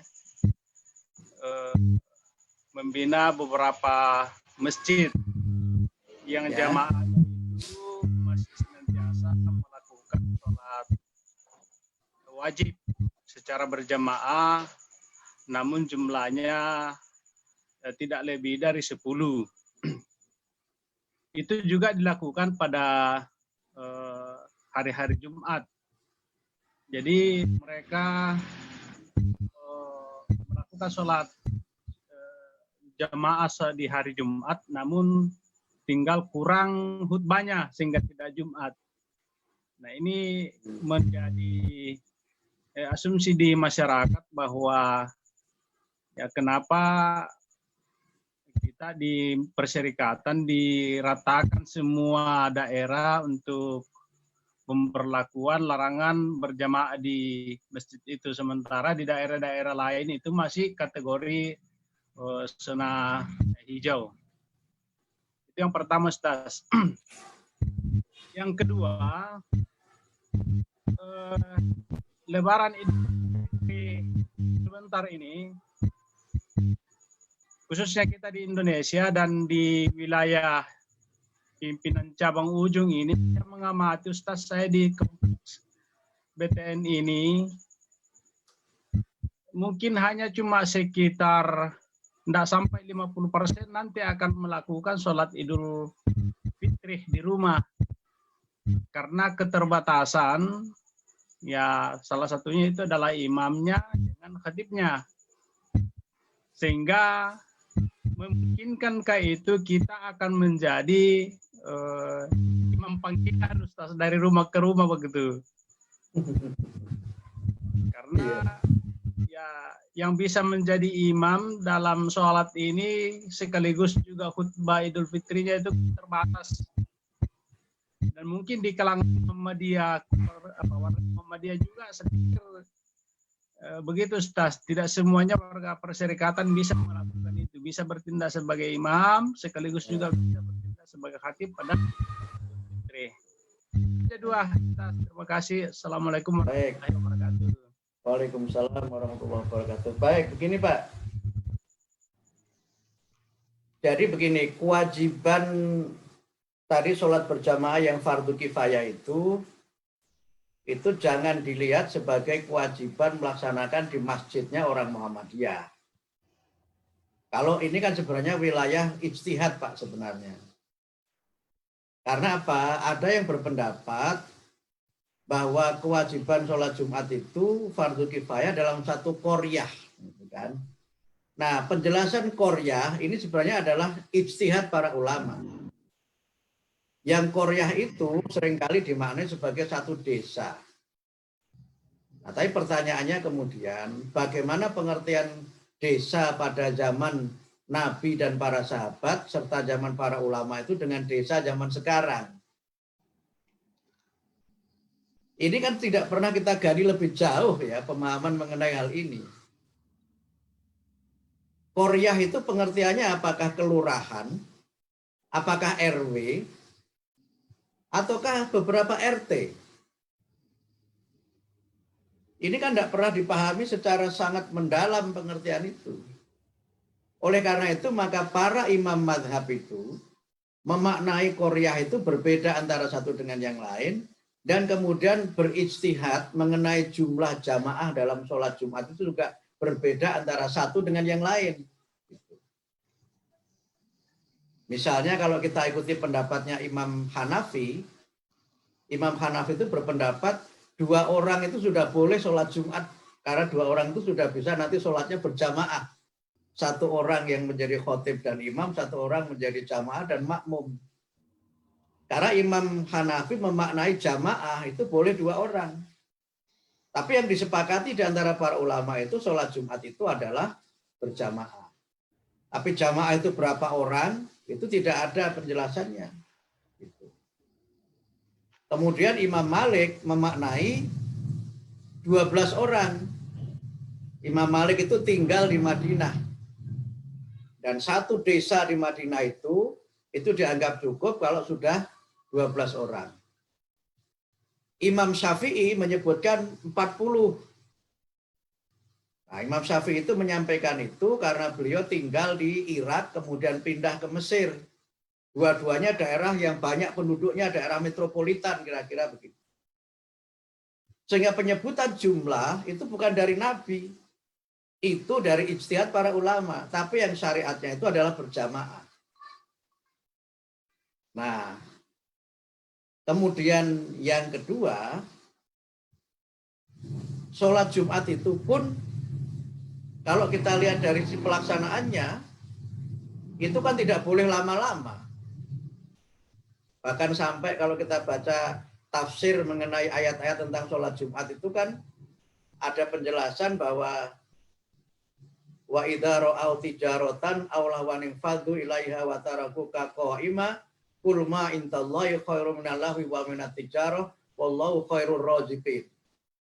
Kalau saya baca asbabun nuzul ayat ini, Nabi itu sedang khutbah. Kemudian orang-orang itu pada meninggalkan sholat Jumat demi untuk berbisnis. Nah, karena itu maka sekali lagi terkait dengan pelaksanaan sholat berjamaah itu, saya berpendapat dan Muhammadiyah berpendapat hukumnya fardu kifayah. Jadi kalau sudah ada yang melaksanakan, itu sudah gugur kewajiban dan melaksanakan sholat berjamaah tidak harus di masjid. Yang kedua, soal sholat Jumat di masjid, itu kan ada beberapa penjelasan yang perlu menjadi pemahaman kita bersama-sama. Sholat Jumat itu prinsipnya memang hukumnya wajib. Tetapi kan ada beberapa kelompok orang yang dia dikecualikan. Yang pertama adalah perempuan, yang kedua anak-anak, yang ketiga itu musafir, yang keempat itu orang yang sakit, dan yang kelima orang yang kesulitan menuju ke tempat sholat Jumat karena hujan yang sangat deras. Ini juga jangan kita pahami secara letterlek penjelasan hadis ini. Karena kalau misalnya alasannya hujan, kemudian tidak berangkat, kan kita bisa pakai jas hujan, kita bisa naik mobil, sehingga tidak perlu khawatir hujan itu menjadi halangan. Kenapa sampai hujan itu menjadi halangan? Karena masjid pada zaman Nabi itu tidak seperti masjid seperti sekarang ini. Masjid zaman Nabi itu kan tidak ada atapnya, tidak ada temboknya. Jadi jangan dipahami masjid zaman Nabi itu seperti Masjid Nabawi sekarang ini. Enggak, itu terbuka masjidnya, enggak ada atapnya. Jadi kalau hujan itu memang menjadi kehujanan, makanya hujan menjadi alasan tidak boleh Jumat. Lalu bagaimana kalau tidak hujan tapi banjir? Tidak hujan tapi banjir, yang menjadi alasan bolehnya kan hujan. Ini tidak hujan tapi banjir. Jumatan enggak. Nah, yang begini-begini harus kita pahami. Bahkan kalau saya ikuti pendapatnya Said Sabiq itu, orang yang punya banyak utang itu boleh tidak Jumatan. Karena kalau nanti Jumatan bisa mengancam keselamatan jiwanya. Lalu kenapa muncul aturan itu? Muncul aturan itu karena ibadah itu tidak boleh dilaksanakan kalau ada masyakoh atau ada kesulitan yang mengancam keselamatan diri dan orang lain. Karena itu maka kita membaca kemudian beberapa keterangan dalam hadis Nabi, kalau orang itu dalam keadaan bahaya, dalam keadaan darurat, dia boleh tidak melaksanakan Jumat dan cukup melaksanakan sholat zuhur. Nah, melaksanakan sholat zuhur itu sama nilainya dengan sholat Jumat. Jadi jangan kita merasa bahwa kalau tidak Jumatan tapi sholat zuhur kita melanggar syariat. tidak melanggar syariat, syariatnya seperti itu. Ini yang pertama soal yang berjamaah tadi itu. Kemudian yang kedua soal zona hijau. Siapa yang bisa memastikan satu daerah itu zona hijau? Siapa yang bisa memastikan satu daerah itu aman dari corona? Oleh karena itu maka dalam kaitannya dengan situasi di mana tidak ada orang yang bisa menjamin bahwa satu daerah itu tidak bisa dikatakan betul-betul aman dari corona, maka Muhammadiyah menggunakan pendekatan sadu dzari'ah. Dalam istimbat hukum, sadu dzari'ah itu dipakai untuk kita ini berupaya preventif agar sesuatu yang bisa mendatangkan mara bahaya itu bisa dihindari. Dalam kaitan ini, ada 3 kaidah fikih yang dipakai oleh Muhammadiyah. Yang pertama, al-masyaqqatu tajlibut taisir. Masyaqqah itu menjadi sebab di mana kita dibolehkan untuk mendapatkan kemudahan dalam beragama. Kemudian yang kedua, ad-daruratu tubihul mahdurat.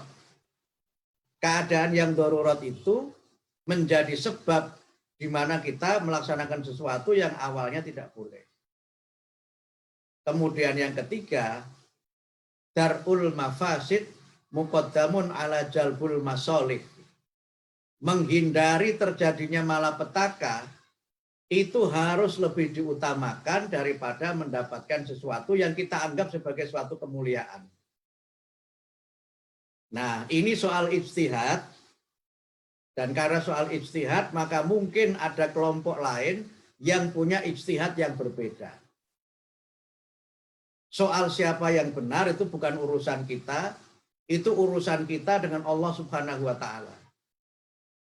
Karena itu maka kalau ada yang ijtihadnya berbeda, ya silahkan itu ijtihad mereka.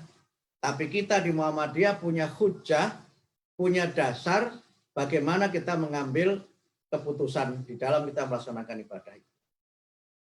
Nah, kemudian yang kedua, yang ketiga soal Idul Fitri.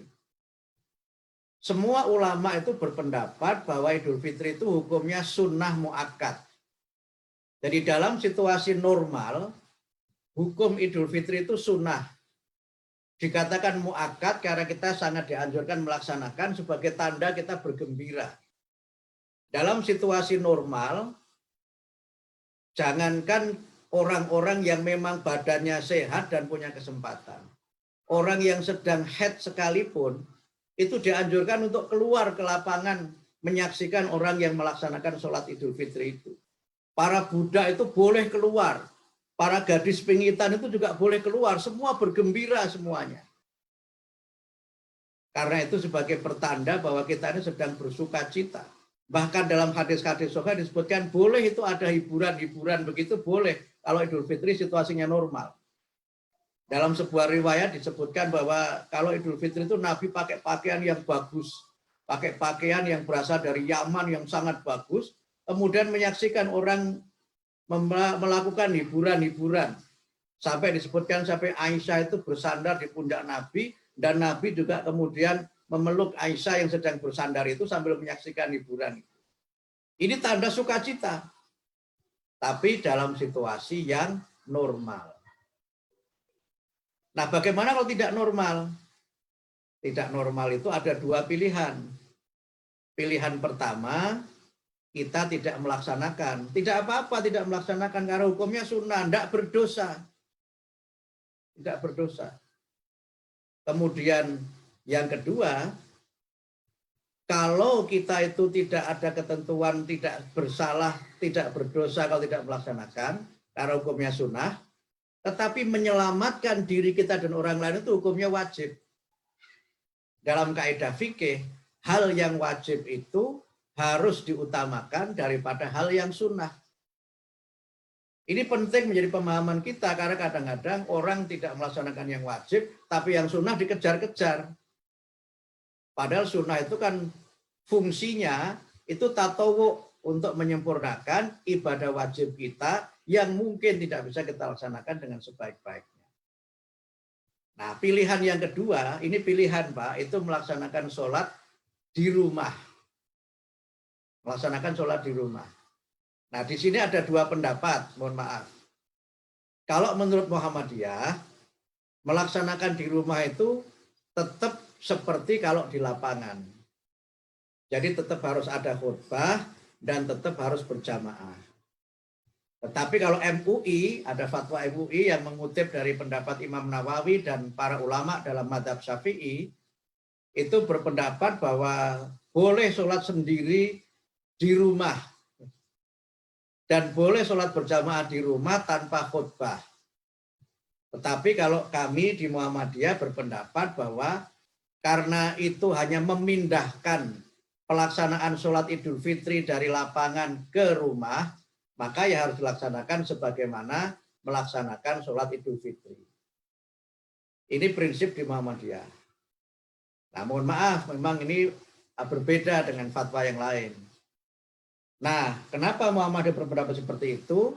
Ada riwayat di dalam Sahih Bukhari yang menyebutkan bahwa Nabi tidak melarang atau tidak menyalahkan sahabat karena dia tidak sempat ikut sholat di lapangan, maka kemudian dia sholat Idul Fitri di rumah. Ini juga termasuk dalam pengertian sunnah, karena sunnah itu ada sunnah yang fi'liyah, artinya sunnah yang dilaksanakan oleh Nabi, dan ada yang takririyah, yaitu sesuatu yang Nabi tidak melaksanakan, tetapi Nabi tidak melarang atau menyalahkan sahabat yang melaksanakan itu. Jadi itu namanya sunnah juga. Ini perlu menjadi pemahaman kita. Jadi jangan dimaknai sunnah itu sesuatu yang semua Nabi mengerjakan. Tidak. Karena tidak semua hal itu dikerjakan oleh Nabi. Nah, oleh karena itu, maka jangan juga berpendapat bahwa sholat Idul Fitri di rumah itu bid'ah. Karena apa? Ada sahabat yang melaksanakan dan Nabi tidak menyalahkan. Sehingga itu bisa menjadi dalil, bisa menjadi hujjah, dan bisa menjadi istimbat untuk kita melaksanakan sholat di rumah. Nah, soal khotibnya itu ganti-ganti, itu menurut saya tidak boleh, Pak. Jadi kalau khotib dan imamnya berbeda boleh. Tapi kalau dia ngimami dan khutbah berkali-kali, kok menurut saya kok tidak bisa. Ini pendapat saya yang awam. Oleh karena itu maka pilihannya kalau Bapak Ibu memang merasa tidak mampu, mungkin bisa begini. Dilaksanakan di rumah, tetapi ya beberapa rumah yang sekitarnya gitu, atau Pak Amir Wakil Rektor misalnya minta Pak Aliza atau siapa yang bisa ngimami diundang ke rumah, tapi jangan banyak-banyak gitu. Itu menurut saya boleh gitu. Atau ya kalau memang tidak mampu ya sudah, tidak melaksanakan tidak apa-apa. Nah, sehingga karena itu maka jangan sampai juga kita ini tidak bergembira karena tidak melaksanakan sholat Idul Fitri. Yang penting kita semuanya kembali kepada fitrah kita sebagai manusia yang bersih dari segala dosa. Itulah makna sejati dari kemenangan itu. Kemudian yang terakhir masih terkait dengan apa namanya sholat Idul Fitri ini, ya kalau memang situasinya memang tidak memungkinkan, ya sudah tidak usah melaksanakan, dan jangan kemudian mohon maaf ada yang kemudian melaksanakan di masjid. Sependek yang saya tahu, hadis-hadis yang menyebutkan sholat Idul Fitri di masjid itu lemah atau hadis yang dhaif.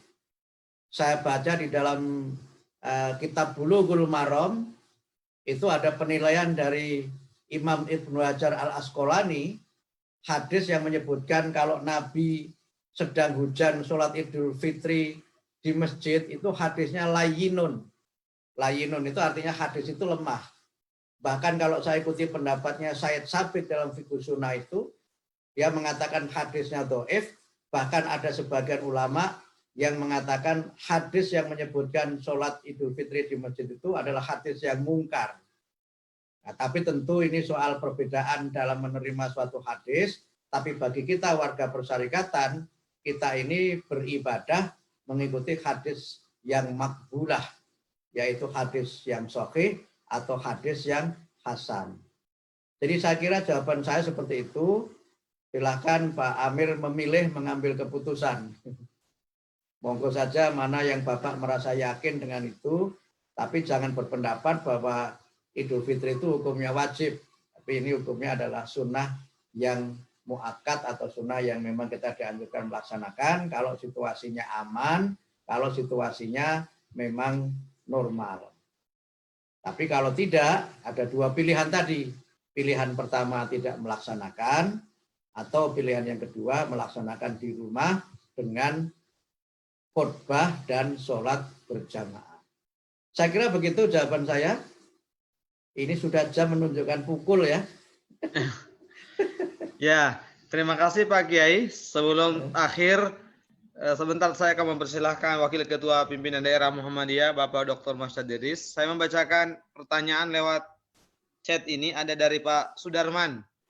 Assalamualaikum Kiai, bagaimana tanggapan Ustadz tentang instruksi pemerintah melarang sholat di masjid, tapi TKA tetap masuk ke Indonesia dan konser juga dilaksanakan? Apakah ini sebuah kebijakan yang keliru dari pemerintah atau bagaimana? Mohon penjelasannya Pak Kiai. Pak Ustadz. Ya, soal tenaga kerja asing itu ya memang menurut saya tidak seharusnya itu dilakukan lah.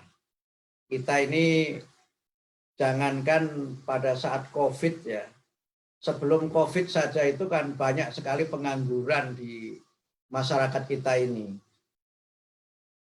Bahkan setelah COVID ini, menurut perkiraan para pejabat di lingkungan Kementerian Tenaga Kerja, itu banyak orang yang terkena PHK sehingga jumlah orang yang menganggur dan miskin itu mencapai 4,9 juta.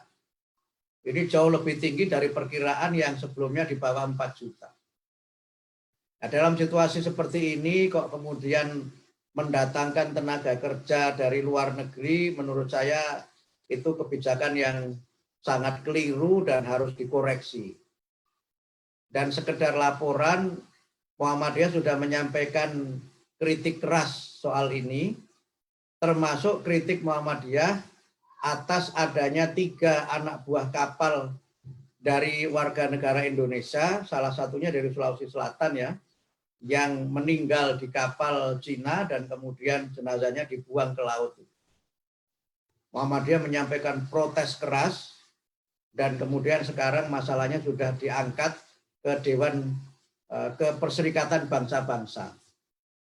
Ini soal yang pertama terkait dengan ketenagakerjaan. Nah, soal konser memang ini juga sesuatu yang banyak kita berikan kritik, termasuk misalnya relaksasi, kebijakan relaksasi yang juga kami anggap ini justru istilah kita itu seperti mempermalukan muka sendiri begitu.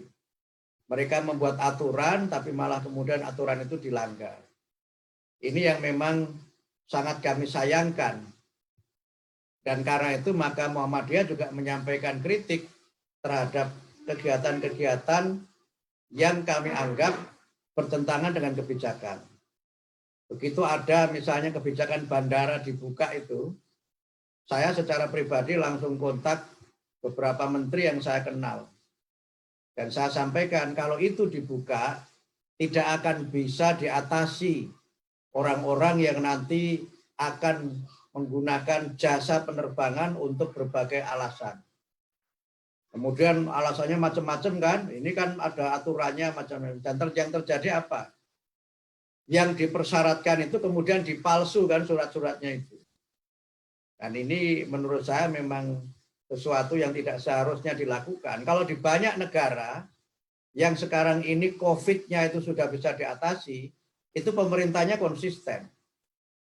Di Cina, tempat asal dari virus ini, di Wuhan itu sudah selesai karena begitu terjadi penularan COVID itu langsung di lockdown, Tetapi karena pemerintahnya punya uang, Bapak Ibu, maka orang tidak boleh keluar sama sekali, semua toko ditutup, tapi semua kebutuhan sehari-hari dipenuhi oleh pemerintah.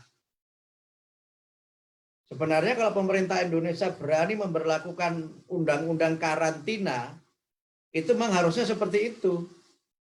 Begitu karantina diberlakukan, maka tidak boleh ada orang yang beraktivitas di luar, apapun alasannya, kecuali 3 yang boleh. 1 adalah aparatur keamanan, 2 petugas kesehatan, 3 petugas pelayanan untuk memenuhi kebutuhan orang yang di lockdown itu. Itu yang juga diterapkan di Vietnam, sehingga sekarang Vietnam sudah selesai masalahnya. Nah kita ini kalau di karantina penuh itu tidak punya duit negara itu. Dalam undang-undang karantina itu Bapak Ibu, kalau satu daerah itu dikarantina, maka seluruh kebutuhan karantina ditanggung pemerintah pusat. Kira-kira ini kalau Pare-Pare itu dikarantina, punya duit nggak pemerintah pusat itu membiayai kebutuhan makan orang satu kota Pare-Pare? Pare-Pare berapa penduduknya? Semua orang nggak boleh keluar, konsisten, itu makanannya harus diberi itu. Sehari 3 kali, kali sekian juta, kali sekian ribu orang, itu berapa duit negara? Negara nggak punya uang. Nah karena negara nggak punya uang itu, bahasa Jawanya negara megap-megap gitu, maka kemudian toko boleh buka, pasar boleh buka, kantor buka dikit-dikit, bahkan nanti mulai ada relaksasi mulai 1 Juni. 1 Juni itu mulai ada relaksasi, seterusnya sampai ada 4 tahap relaksasi. Ini kalau tidak disertai dengan kontrol, mohon maaf, virus ini tidak semakin berkurang, tapi makin bertambah. Sudah ada 2 contoh, begitu dibuka, maka peningkatan mereka yang terinfeksi tinggi, dan itu di negara yang dikenal sangat disiplin. Pertama itu di Finlandia, itu begitu dibuka, penyebaran virusnya langsung luar biasa. Kemudian yang kedua Perancis, juga penyebarannya langsung luar biasa. Makanya beberapa negara itu seperti Malaysia itu sangat ketat. Malaysia itu memberlakukan kalau ada yang pulang kampung, itu dendanya 1.000 ringgit. 1.000 ringgit itu kalau dirupiahkan berapa ya? 1 ringgit itu sekitar 3.000 rupiah. Dan itu ketat betul diberlakukan. Nah kalau kita ini kan paling disuruh sekojam, suruh bersih-bersih gitu kan. Dan kemudian yang repot lagi memang ya itu tadi Pak, justru malah pemerintah, para pejabat ini mencontohkan sesuatu yang tidak baik. Nah oleh karena itu maka kalau ada mereka yang tidak baik, jangan kita meniru. Tapi kita ingatkan bahwa mereka telah berbuat kesalahan. Jangan kemudian pemerintahnya juga begitu, kita ikut. Kalau itu nanti bubar, nanti jadinya ambyar kalau itu. Nah ini yang saya kira memang perlu menjadi bagian dari pemahaman kesadaran kita bersama-sama. Karena itu maka kita menggunakan istilah mencegah itu lebih baik daripada mengobati. Saya kira ini harus menjadi bagian dari kesadaran kita dan bagian dari komitmen kita bersama-sama.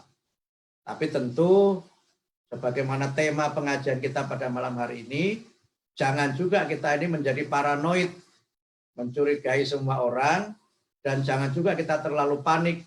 Yang penting kita paham mengenai penyakit ini, dan kemudian kita berbuat sesuatu untuk membantu meringankan mereka yang sedang bermasalah, mereka yang sedang mengalami kesulitan, dan mereka yang sedang ditimpa musibah.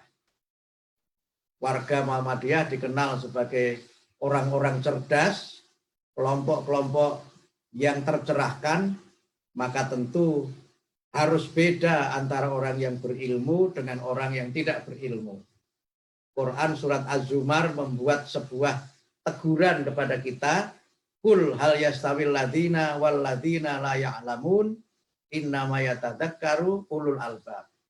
Katakan Muhammad, apakah sama orang yang berilmu dengan orang yang tidak berilmu? Jawabannya pasti tidak sama kan? Dan Quran menyebutkan innama yatadzakkaru ulul albab, orang yang senantiasa ingat dan bertawakal kepada Allah adalah hamba-hambanya yang cerdas.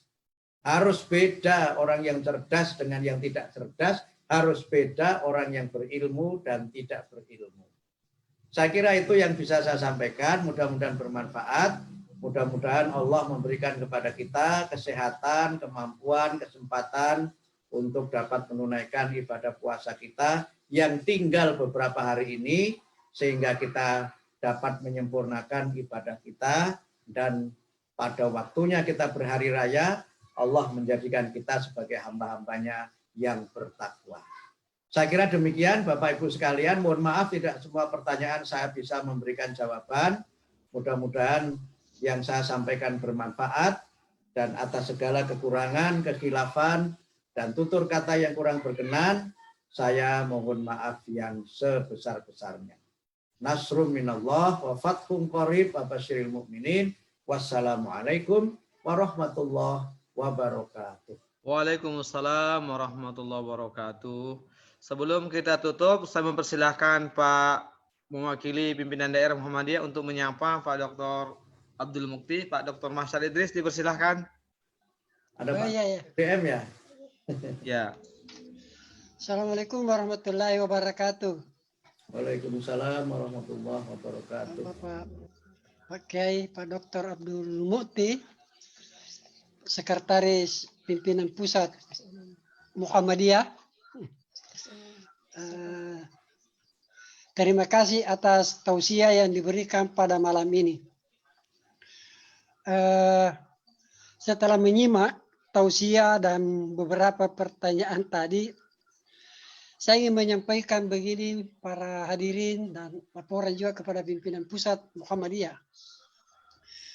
Pertama, tadi Pak Dokter sudah menjelaskan begitu gamblang tentang persoalan COVID-19 yang kita hadapi.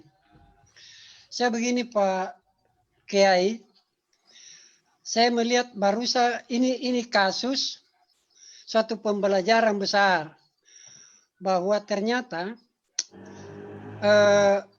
ada kasus yang terkait masalah keagamaan di mana terjadi ijma, umat Islam melakukan ijma, bahkan terjadi konsensus nasional.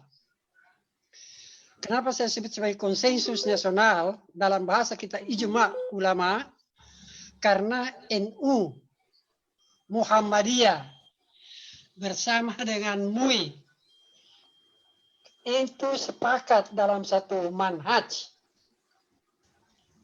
Keputusannya tidak ada yang berbeda, bahwa salat Jumat diganti salat duhur dilaksanakan di rumah, salat tarawih dilaksanakan berjamaah di rumah, salat Idul nanti di lapangan ditiadakan, di masjid ditiadakan.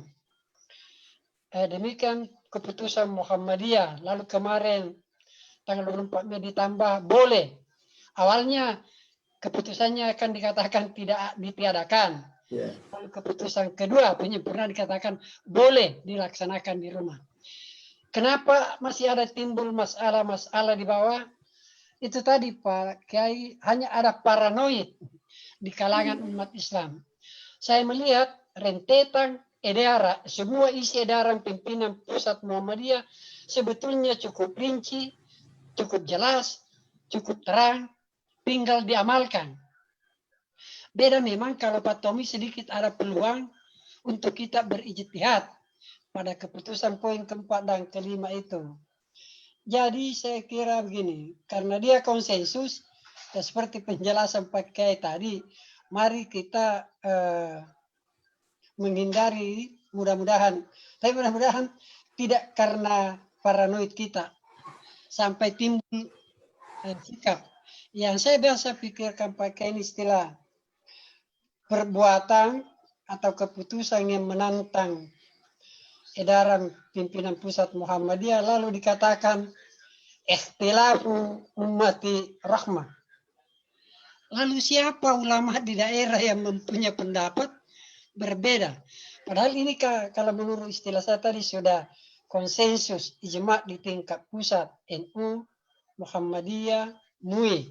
Ini berarti keputusan itu tadi keputusan ulama, konsensus ulama bersama dengan umara Inilah saya masuk keputusan nasional tingkat tinggi, di mana bertemu pas menyatu antara ulama dan umara.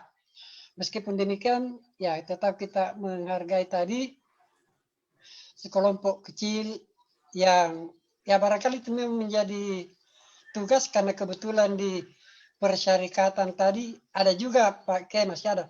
Di Pare juga masih ada, tempo hari sampai minggu kedua masih ada yang ngotot untuk salat. Sampai kita ditegur, kita ya tidak enak. Saya kira itu yang saya sampaikan. Kemudian terakhir, jamaah, ya tadi kita sudah sama-sama dengar. Tidak ada lagi peluang. Saya dari awal Ramadan tidak ada kesempatan kita untuk mau bertarji di tingkat daerah. Kewajiban kita hanya menghimbau, mari kita ikuti edaran pimpinan pusat yang begitu lengkap, begitu rinci. Tinggal kita amalkan semua di daerah masing-masing. Tentang yang terakhir pakai terserah, saya tadinya masih berpikir, masih mengkaji sampai detik ini tentang hadis yang dikemukakan tadi itu, tentang salat Id di rumah secara berjamaah, tapi dengan penjelasan pakai tadi ya sedikit mungkin saya mungkin sudah sampai pada tingkat sebentar aku yakin, tapi saya masih berproses sampai besok. Tapi tadi kan saya memahami salat Id di rumah secara perorangan interat itu, ternyata baru saya dengar tadi penjelasan, baru saya paham betul, ternyata Muhammadiyah yang dimaksud adalah salat tetap berjamaah, tidak boleh untuk pribadi-pribadi. Karena saya dapati pernyataan di Syarah Sahih Bukhari karya Ibnu Rajab itu, tidak pernah ada satu orang pun ulama salaf yang mengatakan itu masyru' untuk salat Id satu orang. Mulai dari salaf sampai tidak pernah ada satu orang pun yang membenarkan itu. Itu jadi, itu saya kira tadi cukup sekali penjelasan Pak tadi, salat berjamaah di rumah. Kalau tidak ada hatib, cari jalan keluar bagaimana ada hatib, itu persoalannya. Saya kira demikian Pak Saiful, terima kasih atas pencerahan dari Pak Kiai sekaligus sebagai Sekretaris Umum Pimpinan Pusat Muhammadiyah. Ya mudah-mudahan kita diberi hidayah oleh Allah Subhanahu wa taala meraih hikmah bulan Ramadan meskipun dalam suasana Covid. Assalamualaikum warahmatullahi wabarakatuh. Waalaikumsalam warahmatullahi wabarakatuh. Ya, demikian tadi beberapa hal yang disampaikan oleh Bapak Dr. Masyar Idris, Wakil Ketua Pimpinan Daerah Muhammadiyah Kota Parepare yang membidangi Majelis Tarji dan Koordinator Lazismu Kota Parepare. Terima kasih banyak kepada Ayahanda Pak Kiai Dr. Haji Abdul Mu'ti atas ilmu pencerahannya pada malam hari ini yang temanya adalah Muhammadiyah menggembirakan bangsa. Nah, mari kita menjalani kehidupan ini dengan bergembira, menyambut Idul Fitri nanti dengan bergembira di tengah pandemik Corona ini. Terima kasih banyak mewakili keluarga besar Universitas Muhammadiyah Parepare, peserta I'tikaf Ramadan dan Lazismu Kota Parepare mengucapkan banyak kepada Ayahanda Dr. Abdul Muqti, Sekretaris Umum Pimpinan Pusat Muhammadiyah. Mari kita tutup pertemuan ini dengan membaca hamdalah. Alhamdulillahirabbil alamin. Assalamualaikum warahmatullahi wabarakatuh. Saya sampai semuanya lebaran. Oh iya, ini itu menyatakan boleh salah apa? Seperti biasanya itu sama di televisi. Sama sendiri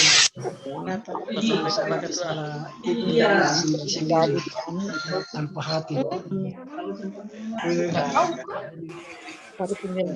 Dalam posisi tidak ada ditemani. Kalau tidak ada jangan itulah tadi cocok ini. Tidak boleh. Kalau tidak ada berhenti. Assalamualaikum Pak Ketua PDPM. Ada berapa sudahnya kemudian Terus aja jadi bisa terus dapat ketua pimpinan daerah pemuda Muhammadiyah. Terus ada. Apa bingung soal? Masalah ini. Itikaf tidur ini.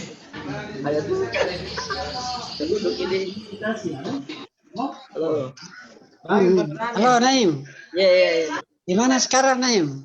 Di kantor Pak. Di kantor atau di rumah? Di kantor. Oh, di Lasismo.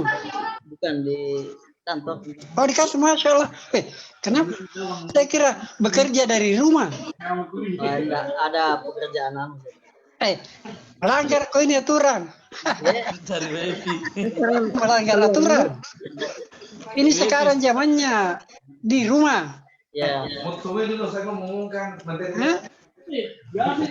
Melanggar kantor mulai. Kasih tahu bosnya Belasa melanggar ke Pak. Tidak.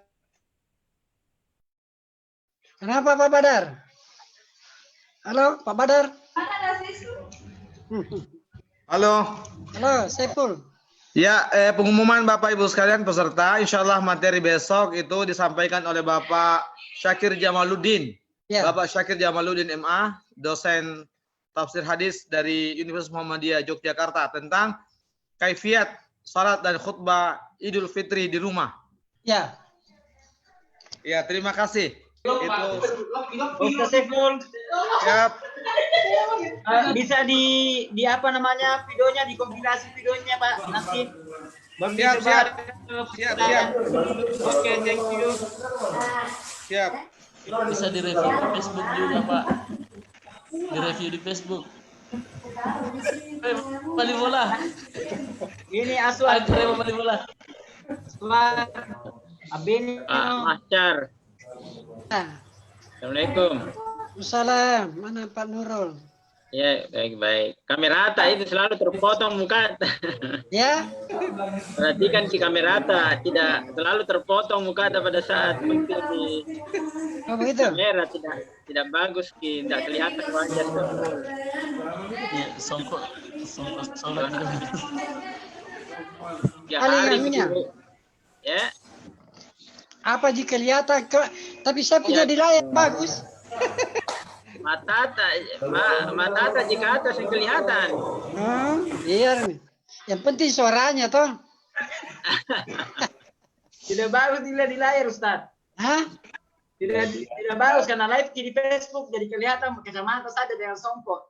Itu makanya supaya tertuju kepada suaranya lebih bagus, jangan terlihat gambarnya saja. Lebih baik layarnya Ustaz. Suaranya yang penting. Penasaran ki orang Ustaz. Ya. Nah ini yang mana ini? Masyar ini. Sehat-sehat deh, sehat-sehat. Ya. Alhamdulillah. Gimana Pak Saiful? Ya Pak. Kapan ada lagi pembagian zakat? Ya, alhamdulillah tadi pembagian zakat untuk tahap kerjasama dengan MCC dan mungkin masih ada lagi 2 hari sebelum Lebaran Pak. Iya, kalau ada agenda kan dekat rumah tapi kontak dulu orang di rumah. Kemarin itu kita bawa ke sana zakat, ada tidak dapat 4 orang, kasihan sekali kalian. Iya Pak, insya Allah.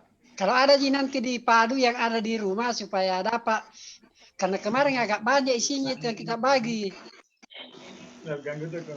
Ada 4 orang tidak dapat, kasihan juga saya lihat itu orangnya. Saya janji lah nanti ada lasismu baru diagendakan. Iya Pak, insya Allah. Iya.